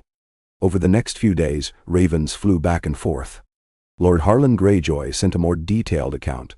Entire fishing communities ravaged by swift nighttime raids, survivors describing large ships with sails of a strange dark color, lacking any known sigil. The marauders fought with curved swords, spoke an unfamiliar tongue, and took captives before burning the rest. Even the Ironborn had struggled to chase them. They struck and disappeared. The Iron Fleet caught fleeting glimpses of their vessels vanishing into the distance. Arya shared this intelligence with her council. Gendry speculated these might be a lost band of adventurers from the Summer Isles, or perhaps the remnants of the Golden Company turned pirate after the wars. Sir Davos was less certain, pointing out that the Summer Islanders used colorful sails, not dark ones, and the Golden Company typically displayed its own heraldry. Arya considered them both, then looked to Sir Brienne, who happened to be visiting from Tarth, asking for her perspective. Brienne suggested the Crown organize a coordinated network of beacons along the western coast, so that if any raid occurred, nearby ships and lords could respond quickly. Arya agreed, wanting a defensive perimeter. While the council deliberated, more news arrived from the Westerlands. Sightings of the same dark-sailed ships near the crag, but no successful raid this time, thanks to local watchtowers. They vanished after encountering resistance. Arya's sense of urgency grew. She issued orders that the realm's coasts be fortified, and that any further sightings be reported promptly. She also considered sending an emissary to attempt contact, though it was unclear how to communicate with such elusive raiders. In the midst of these concerns, the daily matters of the realm persisted. Squabbles over property lines, updates on city repairs, trade negotiations with Braavos. The Queen's burden never lessened, only shifted. Each dawn, she rose to meet it with the quiet determination that had become her hallmark. She had tamed the corridors of the Red Keep, forging alliances within its labyrinthine walls. But the sea was another beast entirely, restless, unpredictable. Weeks passed, and tension simmered across the west coast. Yet the raiders did not strike again, as if testing the realm's preparedness. Arya wondered if they were waiting for a moment of weakness. She took comfort in reports that Gendry's new ship designs were progressing, though the first prototypes would not be seaworthy for months. In the meantime, the Royal Fleet and the Lord's private navies worked to maintain vigilant patrols. Finally, Lord Harlan Greyjoy himself arrived in King's Landing, docking his flagship in the Blackwater Bay.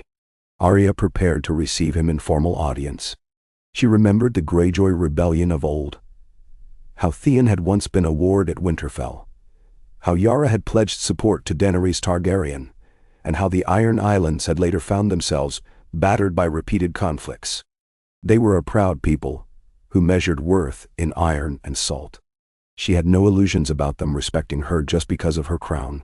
When Harlan Greyjoy strode into the throne room, he was accompanied by a handful of grim-faced ironborn captains. He wore a cloak of dark sea green, clasped by a small kraken brooch. His face was hardened by years of salt spray and fighting. He bowed stiffly, not quite meeting Arya's eyes. She watched him with a level gaze from the blackwood seat carved with direwolves and dragons. "Lord Greyjoy," she said, letting her voice carry in the cavernous hall. "You requested an audience. What news do you bring of these attacks?" He glanced around, noting the assembled lords and council members, before speaking in a gravelly tone. "Your Grace, the Iron Islands remain under threat. My people cannot fish nor trade without fear of these prowling ships. We have lost villages, families. You promised to coordinate defenses, but the raids continue." "Nee." Davos stepped forward. "We've deployed ships from Lannisport and Fair Isle to join your Iron Fleet. Have they not arrived?" Greyjoy gave him a cold look. "They arrived, yes, but they haven't stopped the raids. These raiders come and go like ghosts. I demand more direct action. The Crown should send a full royal flotilla to sweep the western waters. The Iron Islands have bled enough." Arya's jaw tightened. "I sympathize with your losses, my lord. But our resources are stretched. We have patrols on the move along the entire coast. If you believe a larger fleet is needed, we can attempt it, but it may leave other regions vulnerable." "Then some more." He sneered slightly. "The Iron Islands are not just any region, your Grace. We are the shield of your west coast. We pay our taxes, most of the time, and we have served the realm in the fight against the Long Night." She ignored his tone, focusing on the substance of his complaint. The realm was indeed short on ships, especially with the plague's recent toll. A large portion of the navy was still under repair, or simply out of commission. She considered, "We could recall some ships from Old Town or the Arbor, but that will weaken our southwestern flank. Have the raiders struck that far south?" "No," Harlan admitted. "But who's to say they won't? We need to root them out at the source." Davos cleared his throat. "We don't even know their source. We only know they strike under cover of darkness and vanish westward." Greyjoy looked frustrated. "Then find it. This is what a queen's for, isn't it? To protect her subjects." A hush fell. Arya regarded him coolly. She understood his anger. His people were suffering. Yet she bristled at the insinuation that she was failing. She spoke with measured calm.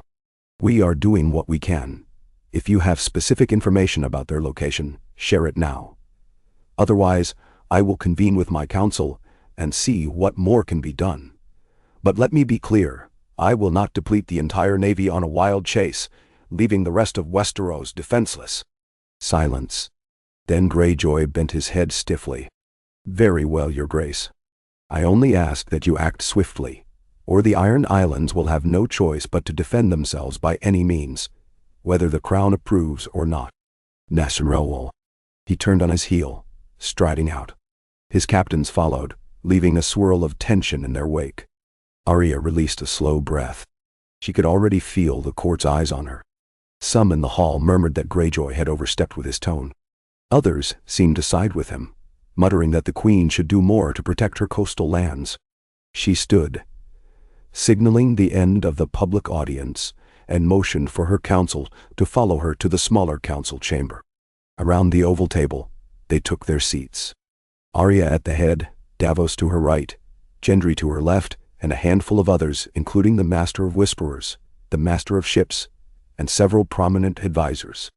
The flicker of candlelight revealed a mix of grim and pensive faces. "Lord Greyjoy is not wrong that we need a more decisive plan," Arya began. "But we can't spread ourselves too thin."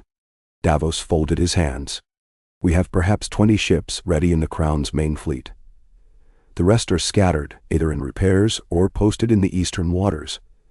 The Westerlands contribute some, the Reach others, and the Iron Islands have the Iron Fleet. Altogether, that may be enough to mount a larger search." Gendry exhaled. "But if these raiders are as elusive as reported, we could end up sailing in circles." Arya nodded, tapping her fingers on the table.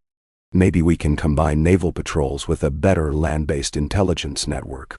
If they land to raid, we might intercept them. We could also set traps. Arrange for certain coastal villages to be well guarded, but appear vulnerable. That there are none. The master of whisperers, a quiet man named Louis Tarleton, spoke up. I have spies in some coastal regions. I can redirect them to gather more information, but infiltration might be difficult if these raiders speak a different tongue entirely. Arya pressed her lips together. Try regardless. We need knowledge of their language, their customs, anything. Offer rewards for information, and see if we can't capture one or two of them alive during an attack. That may be our only way to learn who they are. Janabes. So the plan formed, to allocate a portion of the Crown's fleet to a dedicated search, coordinate with the Iron Fleet, and fortify certain vulnerable villages. Meanwhile, intelligence agents would scour ports and taverns for any sign of the mysterious marauders. Arya recognized it was a gamble. The realm's resources were far from infinite, and this was a new threat with unknown motives. Yet, she could not let a foreign menace pick off her people one by one. By the time the meeting concluded, the sun had set, and the torches in the corridor glowed with a subdued light. The council dispersed, leaving Arya and Davos alone in the chamber for a moment. The old knight studied her with a hint of concern. You've taken on a great deal of responsibility, Your Grace, more than most realize. She managed a weary smile. I've borne worse, but you're right, it's never easy. He gave her a respectful bow. You have my counsel, always. The day I can no longer serve, I'll be sure to name a capable successor. She shook her head. We need you, Davos. Just don't die on me yet. D? A faint chuckle escaped him. I'll do my best. He stepped out, leaving her with quiet. Arya stared at the empty table. The flicker of the single remaining candle drew her eye, reminding her of an old Braavosi saying about how even the smallest flame can pierce the darkness.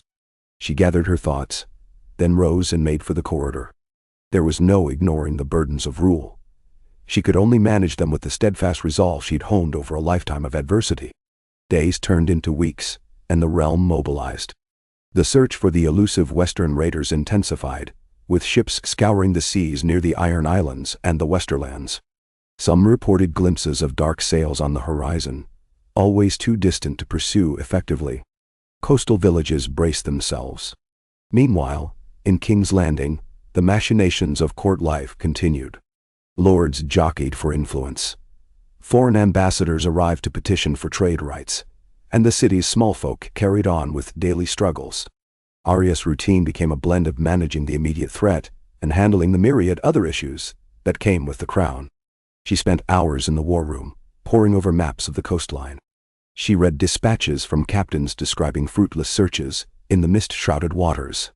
She encouraged cunning solutions, like setting trap lights along the shores to lure any raiders who navigated by signal. The absence of a decisive encounter gnawed at her. Were these raiders simply biding their time, or had they abandoned Westeros altogether? In a fleeting moment of respite, she found herself sparring with Sir Podrick in a small courtyard. The ring of steel against steel echoed off the walls. Arya moved with the lithe confidence of a Braavosi-trained fighter, while Podrick held his ground with sturdy determination. She tested his reflexes, feinting left, pivoting right. He defended well, sweat beading his brow. For Arya, this was a release of pent-up tension. She let her mind empty, relying on ingrained muscle memory. Thrust, parry, sidestep, da-da. When she disarmed him with a quick maneuver, he lowered his guard, chest heaving. You're still too quick for me, Your Grace, he said between breaths. She smiled faintly, offering him back his blade. You've improved. A year ago, you'd have fallen for that feint earlier. She sheathed needle. Thank you. I needed that. He inclined his head. Any time, my queen. But the moment of clarity passed. A messenger burst into the courtyard, panting as he knelt. Your Grace, a raven from Fair Isle has arrived. Urgent news. Arya motioned for him to continue. The messenger, catching his breath, relayed that a battle had occurred off the coast near Fair Isle. The local lord's ships had clashed with vessels bearing the dark sails. At least one enemy ship was driven ashore, and the survivors were captured. Arya's heart jolted. This was the first solid victory. "How many were captured?" she demanded, voice quick with anticipation. "Dozens, Your Grace," he replied. "They're being held in the dungeons beneath Fair Castle. The Lord requests immediate guidance from the crown." She exchanged a glance with Podrick, excitement flaring. "Have my council convene at once." In the council chamber they gathered hurriedly to pore over the messenger's account. According to the report, the dark-sailed ships were indeed large, fitted for long voyages. Their crews had fought with curved blades and wore mismatched armor that seemed scavenged. The defenders of Fair Isle managed to light one of the enemy ships ablaze, forcing it to run aground. The raiders who survived the wreck surrendered. Among them were men and women with darker complexions, speaking a tongue unknown to the Westerosi. They had refused to answer questions, though it appeared they had some understanding of the common tongue. "Finally a breakthrough," Arya said, scanning the parchment. "We'll send a delegation to Fair Castle immediately. We must interrogate these prisoners, find out who they are, why they attack us." Davos nodded. "Shall I go in your stead, Your Grace? You'll be needed here." She hesitated. Normally she would remain in the capital, but something in her urged otherwise. This was too important to leave entirely to others. "You will go, yes, but I'm coming too," she decided. "We'll bring a few trusted advisors, enough guards for safety, and sail for Fair Isle. I want to see these raiders myself." Davos looked concerned. "Your Grace, that's a risk." She met his gaze. "I know, but I'm tired of chasing shadows. I'd rather face the truth in person." She overruled further objections. Preparations were made swiftly. Within days, Arya boarded a royal galley in Blackwater Bay, accompanied by Davos, Sir Podrick, Gendry, and a small company of soldiers and scribes. The voyage took them along the coast, passing the mouth of the Honeywine, the Shield Islands off the Reach, and then northward toward Fair Isle. Arya stood on the deck often, cloak whipping in the sea breeze. She hadn't traveled by ship in some time, and the brine-scented air reminded her of her journeys to Braavos and beyond. Night after night, she stared at the horizon, imagining a foreign shore from which these mysterious ships had sailed. The old sense of wanderlust stirred, but it was tempered by the harsh realities of her responsibilities. At last, they reached Fair Isle, a rugged landmass known for its cliffs and rich pastures. Fair Castle loomed on a rocky promontory, its battlements overlooking the sea. Arya's galley pulled into the docks, where she was greeted by Lord Serwyn Farman of Fair Isle, a tall, lean man with salt and pepper hair. He bowed deeply, looking both proud and anxious. "Your Grace, welcome," he said. "We have the prisoners secured below. They've been given food and water, but they refuse to speak at length." "Thank you, Lord Farman," Arya replied, stepping onto the dock. "Take me to them." They ascended a winding path to the castle's main gate, then passed through echoing halls into the depths of the dungeons. The air grew colder and danker. Torches cast flickering shadows on damp stone walls. At last, they stopped before a heavy iron door. Two guards stood at attention, spears in hand. Lord Farman signaled them to open it. Inside, the space reeked of sea salt, sweat, and fear. Several cells lined the corridor, each containing a handful of prisoners. Arya could see figures huddled on straw mats, some with bandaged wounds. One captive looked up as she approached, a woman with a shaved head, except for a single topknot, her dark eyes both defiant and fearful. Her skin was coppery, her face gaunt. She wore ragged clothing that might have once been fine. At her belt, now confiscated, had hung a curved blade with strange etchings. Arya lifted a torch closer to the bars. "Can you speak the common tongue?" The woman's lips tightened, but she nodded slowly. "Some," came the reply, heavily accented. She glanced at Arya's guards, at Davos, Gendry, Podrick, then back at Arya with a wary expression. "Who are you, that stands with so many swords?" Arya measured her words. "I am Arya Stark, queen of these lands. You have attacked my people. I want to know why." A flicker of surprise crossed the prisoner's face. She said something in her native language to the others, who murmured among themselves. Then she turned back, struggling to form the words. "We seek new home. We come from far. Hard land, no food, many storms. We not want war. We only take what we need." Arya felt a mix of emotions, anger at the raids that had cost innocent lives, but also pity for what sounded like desperate survivors. Davos stepped forward gently. "Where is this land of yours? East of the Sunset Sea? South?" The woman shrugged. "We travel many months. Storms, lost ships. We see land come close. Need supplies. Your men fight. We fight back." Her eyes flickered with resentment. "Many dead. Now we prisoners." Arya took a slow breath. "You burned villages, killed people. That's not just taking what you need." The prisoner's posture tightened. "Your people attacked us first when we land. We defend." She paused, voice shaking. "We have children. Old. On ships. No place to go." A silent current of tension flowed among Arya's companions. Gendry, arms folded, had a conflicted look. Davos furrowed his brow, searching for the right question. Arya pressed. "If you wanted refuge, why not approach peacefully? Ask for trade." The prisoner's eyes flashed. "We try. Your men with swords chase us away. So we do what we must." She hissed something in her language, gesturing to a guard spear. "You kill us if we come with no weapons." Arya couldn't deny that Westerosi coastal folk, suspicious of foreigners, might have met the newcomers with hostility. Yet that did not justify the brutal raids. She thought of the horrors inflicted on fishing villages, the kidnappings, the burning. She steadied her voice. "That does not give you the right to murder our people." A trembling breath escaped the prisoner. She stared at Arya, defiant yet trembling with exhaustion. "We, no choice. Our land is gone." Arya exchanged a long look with Davos. If these strangers were truly refugees, they might have acted out of desperation. But their violent methods had ignited a warlike response from the Iron Islands and the Westerlands.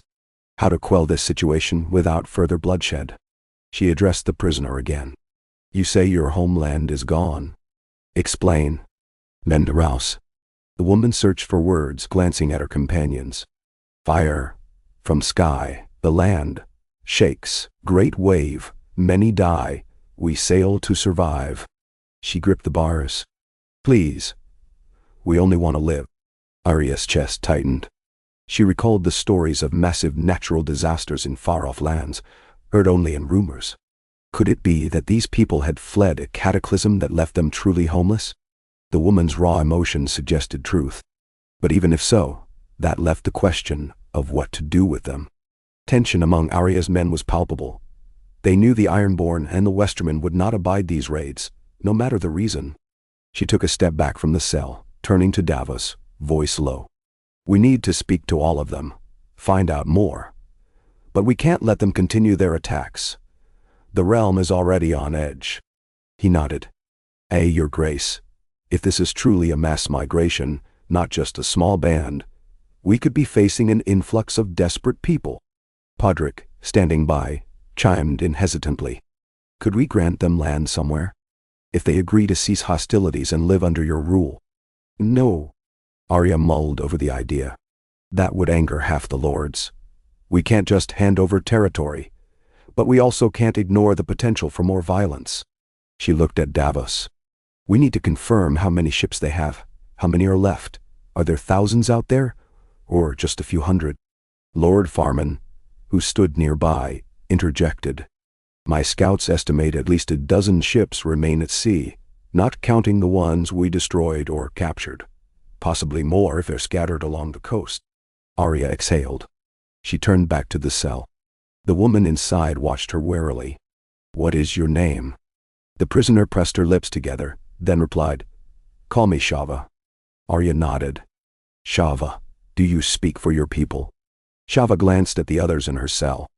They nodded. Yes, she said softly. All right, Shava, Arya said.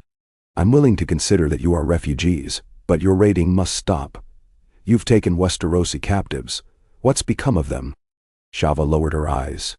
We keep them, to show we mean to, trade them for supplies, or they die. Our commander decide that. Her tone carried regret. We do as told. Arya's anger flared. Where are they being held? On ships, Shava answered. Or on a shore camp. I don't know, we are scattered. Arya locked eyes with her. If I negotiate with your commander, will he free them? Shava swallowed. Commander, Hadzu. He might, if you offer. Safe harbor for all. No more attacks from your men. Arya bit back a bitter laugh. The realm was well within its rights to defend itself. But perhaps a truce could be arranged, if it prevented further bloodshed and freed the captives. She leaned in closer to the bars. Tell me how to contact Hadzu. I'll send an envoy. Shava shook her head. Hey, not trust your envoy. You come. Show you queen, maybe he talk. Davos nudged Arya gently. It could be a trap. Arya nodded grimly. It could, but if these people really are homeless, maybe it's worth the risk. We'll proceed carefully.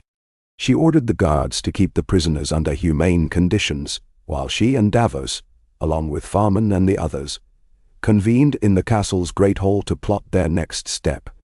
Gendry was among them, frowning at the unfolding situation.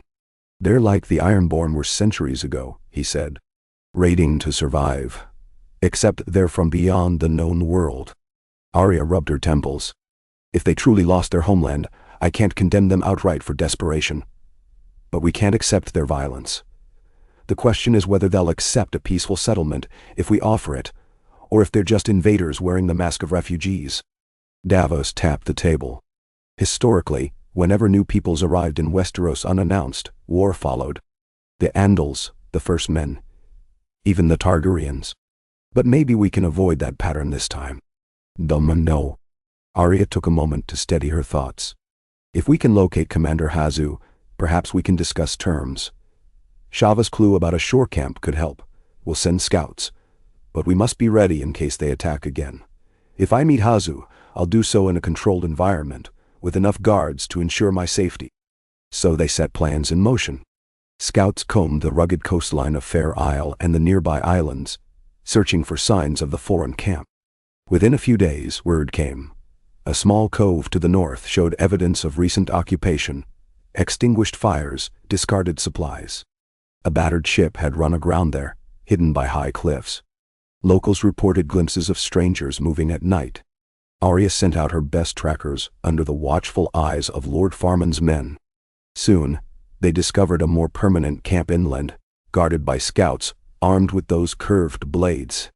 Arya decided to approach, though not without caution. She traveled with Davos, Gendry, Podrick, and a detachment of 20 knights, sworn to Fair Isle. Another group of knights circled wide to block potential ambushes. They rode at dawn, cloaked to guard against the chill wind blowing off the sea. As they neared the camp, Arya could see smoke rising from a cluster of makeshift tents nestled in a rocky hollow. Her heart pounded. This was the first direct contact with the foreigners who had terrorized her coasts. At the edge of the camp, a group of armed men and women sprang to their feet, weapons drawn. Arya raised a hand, signaling her party to halt. She called out in the common tongue, "We come to speak. We wish to talk with your leader, Hadzu." Des Emniron. One of them, a tall man with tattoos snaking across his face, stepped forward. His blade gleamed in the early light. He eyed Arya's entourage warily. A tense moment passed, then he growled something in their language. Another figure dashed back toward the tents, presumably to alert others. A few minutes later, a man emerged from the tents, flanked by more armed warriors. He was lean, with a shaved head and a scowl etched into his features. He wore a patched leather coat and carried a curved sword at his side. Arya guessed he was Hadzu. Her knights bristled, hands on their hilts, but she motioned for them to remain calm. "Hadzu?" she called. He nodded curtly, eyes flicking over her group. "Who you?" I am Arya Stark, queen of these lands, she replied. We have your people imprisoned at Faircastle. They say you hold our people captive. I came to negotiate. His gaze narrowed, and he gestured for her to come closer. She urged her horse a few steps forward, conscious of her knights tensing. Hazu barked an order at his warriors, and they lowered their weapons slightly, though not entirely. Arya mirrored the gesture, indicating her party to show no aggression unless provoked. So, you queen, Hazu said in halting, common tongue. Our ships lost, many drowned. We find land, but your folk fight us. We take what we need. You killed innocent fisherfolk, Arya countered, voice taut. That can't continue. Hazu's expression remained hard. We lost too many. Storms, no food. We do what we must. Your men strike first. We hold your captives. You want them free. Yes, Arya said. I will see them returned, unharmed. In exchange, I am willing to consider allowing your people a safe haven, provided you cease all raiding. But we have conditions. No. Hazu glanced at his warriors, who muttered among themselves. We can't trust you. You kill us if we put down arms. Arya's jaw tensed. I can't guarantee trust if you keep attacking. This must end, or there will be war. She gestured to the horizon. We have more ships, more knights, and we will drive you out or destroy you if you continue. Hazu's scowl deepened. Then, we fight, we not scared? Davos edged closer, raising his hands in a placating gesture. Many on both sides have died already. This doesn't have to continue. If you truly seek a new homeland, perhaps we can come to terms, but you must release our captives, vow not to raid any more, and accept the Queen's authority. A tense silence settled as Hazu considered. Arya suspected he had superiors or a council among his people, but from the authoritative way he carried himself, she guessed he was in charge here. If they were indeed refugees, they might be on their last bit of strength, forced to weigh the risk of open war against the chance of a tenuous peace. After a long moment, Hazu spoke, voice low. We discuss. Bring captives here. You come alone. We talk. If we agree, captives freed. Your men stand back. No traps. Arya exchanged a look with her party. It was a dangerous proposition.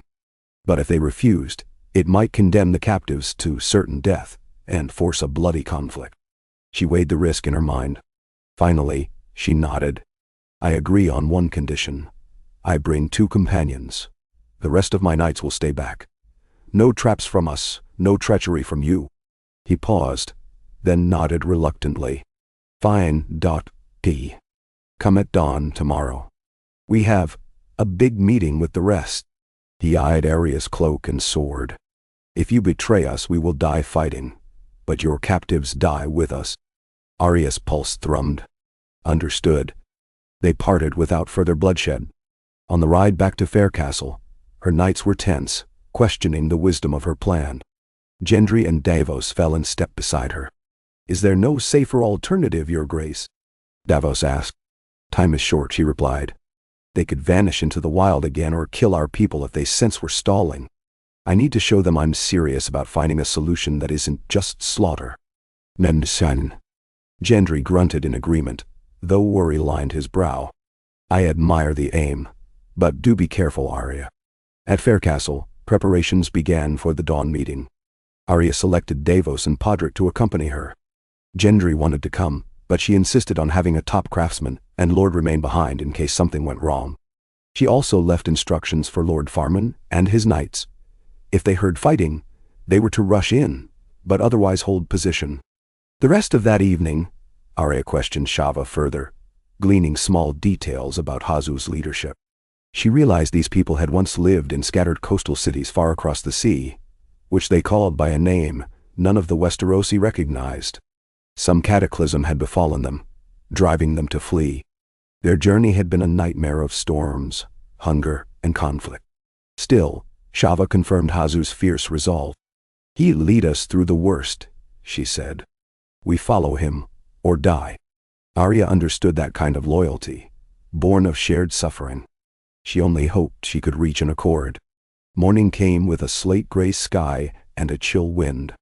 Arya, Davos, and Podrick rode out under a neutral banner, traveling light. Lord Farman's knights followed at a distance. When they arrived at the rocky hollow, they found a larger gathering of refugees than before. Dozens, perhaps 100, including elderly folk and children. It was clear they weren't all warriors. Many looked underfed and exhausted, clinging to each other in ragged clothes. At the center stood Hazu, flanked by his armed retinue. Arya dismounted, handing the reins to Podrick. She wore her sword at her hip, but her hands were visible, showing she was not reaching for a weapon. Davos stood beside her, calm and steady. A hush fell as she approached. The refugees stared, their expressions a mix of fear, curiosity, and anger. Hazu's lieutenant, tattooed face, scarred arms, dragged forth a group of captives. Half a dozen Westerosi men and women, shackled and bedraggled, but alive. Arya recognized 2 from the Iron Islands by their distinctive attire, and another from the Westerlands. Relief washed over her that they were still breathing. Hazu made a curt gesture. "You see, we keep them. Now, your turn." Arya lifted her chin. "We have your people in Faircastle's dungeons, unharmed. If we reach an agreement, I'll release them. Is that acceptable?" Hazu's eyes flickered. "Yes." She drew a breath. "Then let's discuss terms. I offer a truce. You and your people will cease all raiding. You will release any captives unharmed. In return, I will grant you a place to settle under my protection, where you can rebuild your lives in peace." A murmur swept through the crowd of refugees. Podrick's grip on his horse's reins tightened. Davos scanned the throng, noting the desperation in their eyes. Hazu folded his arms, suspicion etched on his face. "Where is this place? Will your people not drive us out?" Arya had weighed this question all night. She couldn't place them in a densely populated region, nor could she simply foist them onto unwilling lords. Her best idea was to settle them on crown lands that had lain fallow since the wars, possibly in the Reach or near the Crackclaw Point in the Crownlands, areas sparsely inhabited, but with arable land if they were willing to work. "Crown lands," she said, "where I can ensure your safety. You will be subject to my laws. There will be no more stealing from local villages. You'll have to farm, fish, or trade honestly for your needs. If you break these laws, you'll be punished." Hazu's scowl returned. "Laws, taxes, not free. We sail away." Davos interjected softly. "Where will you sail? You've seen how harsh these seas can be, and your people are starving. If you roam aimlessly, you may all die. This offer is your chance to live." Arya met Hazu's gaze. "I'm giving you land that can be your new home, but you must accept my rule. I won't allow chaos." Then a tense lull followed. The refugees whispered among themselves in their language. A few warriors barked arguments. Others, especially the women and children, looked on with hope or desperation. At last, Hazu exhaled, turning to face Arya directly. "If we accept, we keep our weapons." Arya hesitated. Allowing them to remain armed might pose a long-term risk. Yet she knew that disarming them completely could provoke them. She settled on a middle path. "Your people can keep personal weapons for self-defense, but you will not carry out raids. Any use of weapons against my subjects without provocation will be met with force." "Understood?" Jemdemriyalan. He nodded reluctantly. "We free your captives. You free ours. Then we go to these lands. If your men kill us there, we fight back, yes?"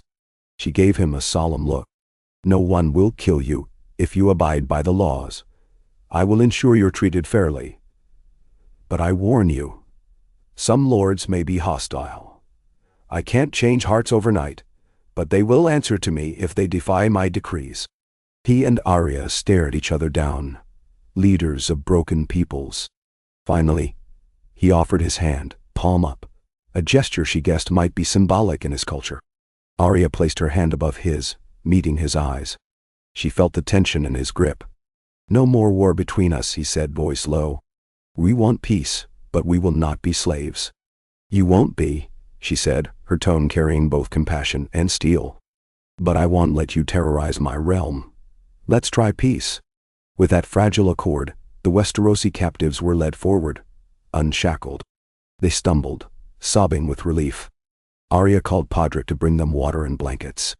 She promised Hazu that his people in Faircastle's cells would be freed, so long as Hazu kept his word. The next hours were spent negotiating specifics: the number of ships left to the refugees, the immediate provisioning of food, the route they would take to the designated land. Tension remained. Arya's knights were uneasy about trusting these strangers who had spilled Westerosi blood. The refugees themselves eyed the knights with apprehension, well aware that in any moment, the accord could shatter. Late in the day, the final agreement was sealed. Arya offered them the chance to temporarily settle on tracts of crown land near the border of the Reach, areas that had gone wild after the wars. Davos would oversee the transition with local officials, ensuring they had supplies to build homes. In turn, Hazu pledged to bring his entire people, no splinter groups left behind to raid, and abide by the Queen's laws. "If any break this deal," he warned, "we won't protect them. We come for peace." Nash. Arya departed the camp with a swirl of emotions: relief that a massive conflict might be averted, apprehension about whether these newcomers could truly assimilate or keep the peace. But she had done what she felt was right. The realm had suffered enough war. If there was a chance to transform enemies into neighbors, she had to try. She returned to Faircastle, where she ordered the release of the prisoners. Shava was among them. The tearful reunion that followed when Shava rejoined her people the next day left an impression on Arya. She saw the way the refugees clung to one another, children crying in relief to see parents again, warriors embracing with fierce loyalty. Whatever horrors they'd committed, it was clear they too had bled and lost. Arya had spent a lifetime seeing the brutality of conflict. She knew that in war, morality blurred. Perhaps here was a chance for a different ending. Still, many challenges lay ahead. The Lords of the Reach might not welcome these strangers, especially once they learned the history of the raids. The Ironborn, furious over the loss of their villages, might demand vengeance. Arya braced herself for the backlash that would surely arise. But she had made her decision: to give peace a chance, however tenuous. Within a week, the refugees set sail under escort from a combined Westerosi fleet, heading south along the coast. They landed on the Crown's chosen shore, where Davos and a cadre of soldiers helped them begin constructing temporary shelters. Arya herself returned to King's Landing, dispatching ravens to the major houses, explaining her decree. She expected outrage, and indeed, it came in droves. Letters poured in from lords condemning the settlement of barbarians, demanding they be punished, complaining of foreign taint. Arya responded firmly, invoking royal prerogative to assign crown lands as she saw fit. She offered an olive branch in the form of future trade arrangements, hoping to soothe ruffled feathers. The Iron Islands were another story. Harlan Greyjoy sent a missive rife with fury, decrying Arya's weakness in not crushing the invaders. He threatened to take matters into his own hands if the refugees ever ventured near Pike again. Arya's response was curt: "Any aggression against the people under my protection will be met with force." She sealed it with the direwolf's sigil, letting him know she meant business. Weeks turned into months as the realm adjusted, haltingly to the presence of these newcomers. Hazu's people, now calling themselves by a name that roughly translated to the Storm-Torn, struggled to learn Westerosi customs and laws. Yet they began clearing land for crops, fishing the nearby rivers, slowly rebuilding a sense of community. Davos reported that occasional disputes arose with nearby villages, but no raids occurred.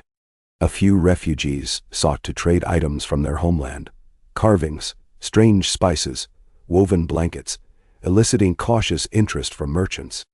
Arya kept a close watch, determined not to let tensions boil over. She recognized this was an experiment in the realm's capacity for tolerance. If it succeeded, it might usher in a new era of cooperation. If it failed, it could spark a civil war. Between these concerns and the usual swirl of courtly politics, she found little rest. But she took solace in the knowledge that the coastline was no longer under siege, that fisherfolk no longer woke in terror. Meanwhile, Gendry's new ship designs took shape in the King's Landing shipyards, and Arya ensured they received enough funding to produce a small but formidable fleet over the coming years. She also laid the groundwork for a new system of watchtowers along the western coast, so any future threats would be met with swift, coordinated defense. She refused to let the realm be caught off guard again. One evening, as she gazed out a window in her chambers, watching the sun dip behind the rooftops, she allowed herself a moment of reflection. So much had changed since her coronation. The realm had weathered plague, piracy, political strife, and now the arrival of a displaced people from beyond the sunset sea. She felt the weariness in her bones, but also a quiet sense of pride. Each day, she strove to hold Westeros together with an iron thread of determination, weaving differences into fragile unity. She was no hero of songs, no golden queen enthroned on a pile of shining swords. She was simply Arya of House Stark, forging a path in the uncertain twilight of a land still healing from old wounds. When the door opened, she turned to see Gendry, his features lit by the dying light. He stepped into the room, offering a small bow. "Your Grace, may I have a moment?" She beckoned him closer. "Of course. What is it?" He approached, fiddling with a small scroll he carried. "I wanted to let you know the prototype for the new war galley is nearly complete. I'd like you to see it before we launch." She nodded. "Yes, I'd like that." Then she noticed the uncertainty in his eyes, the flicker of emotion behind them. "Is there something else, Gendry?" He hesitated, then spoke quietly. "It's been years, Arya. We've both grown into our roles, but sometimes I wonder if this is what you truly want, or if you'd rather be roaming the world with a sword at your side, free from all this." She studied him, realizing the question was more personal than official. "I never asked for a throne," she admitted. "And sometimes I do miss the freedom. But the realm needs stability. Maybe one day, when things are better, I'll pass it on to someone who can carry it further. Until then, I'll do my duty." "Hmm?" He nodded, stepping a bit closer, his voice soft. "You've done more for these people than they'll ever know. I remember that girl who wanted to explore, who hated fancy dresses and politics." A smile curved her lips, tinged with sadness. "She's still here somewhere. But the girl has to be a queen now." She gazed out the window again. "What about you, Lord Baratheon? Do you ever miss the forge more than the halls of Storm's End?" He chuckled. "Every day. But I suppose we both have responsibilities that won't let us go easily." "No." A comfortable silence settled between them, a shared understanding of the burdens they carried. At length, Gendry cleared his throat. "Well, I'll look for you at the docks in a fortnight when the new ship is ready. Maybe you can smash a bottle of wine on its hull or something queenly like that." She laughed softly. "I'll do my best. Thank you, Gendry." He bowed again, more informally this time, then left her chambers. Arya stood there until the last trace of sunlight disappeared, the city lights below twinkling into view. In the hush, she touched the cool stone windowsill, letting her mind wander back to simpler days, journeys on open roads, the swirl of adventure. But those days, she knew, were behind her. She was the Wolf Queen, and the realm depended on her presence. Still, she would not give up hope that one day she might entrust the realm to a worthy successor and slip away to see the unknown lands beyond the horizon. Perhaps even cross paths with Hazu's people in some far land. But for now, Westeros was her charge. She intended to guard it with the same fierceness she had once reserved for her own survival. The memory of her father's honor guided her. A quiet pulse in her heart, reminding her that a leader served not for glory, but for the sake of those in their care. She closed her eyes, recalling the images of the refugees stepping onto a new shore, gazing around with trembling hope. The idea that she could change even a few lives for the better steadied her. Tomorrow, she would wake, don her queenly garb, and face the onslaught of decisions once more. And so the cycle continued. The Wolf Queen remained, neither saint nor tyrant, but a living bridge between a violent past and an uncertain future. She carried on, forging a path through shadows and storms, determined that her realm, and perhaps even the strangers who had joined it, would find a sunrise worth believing in.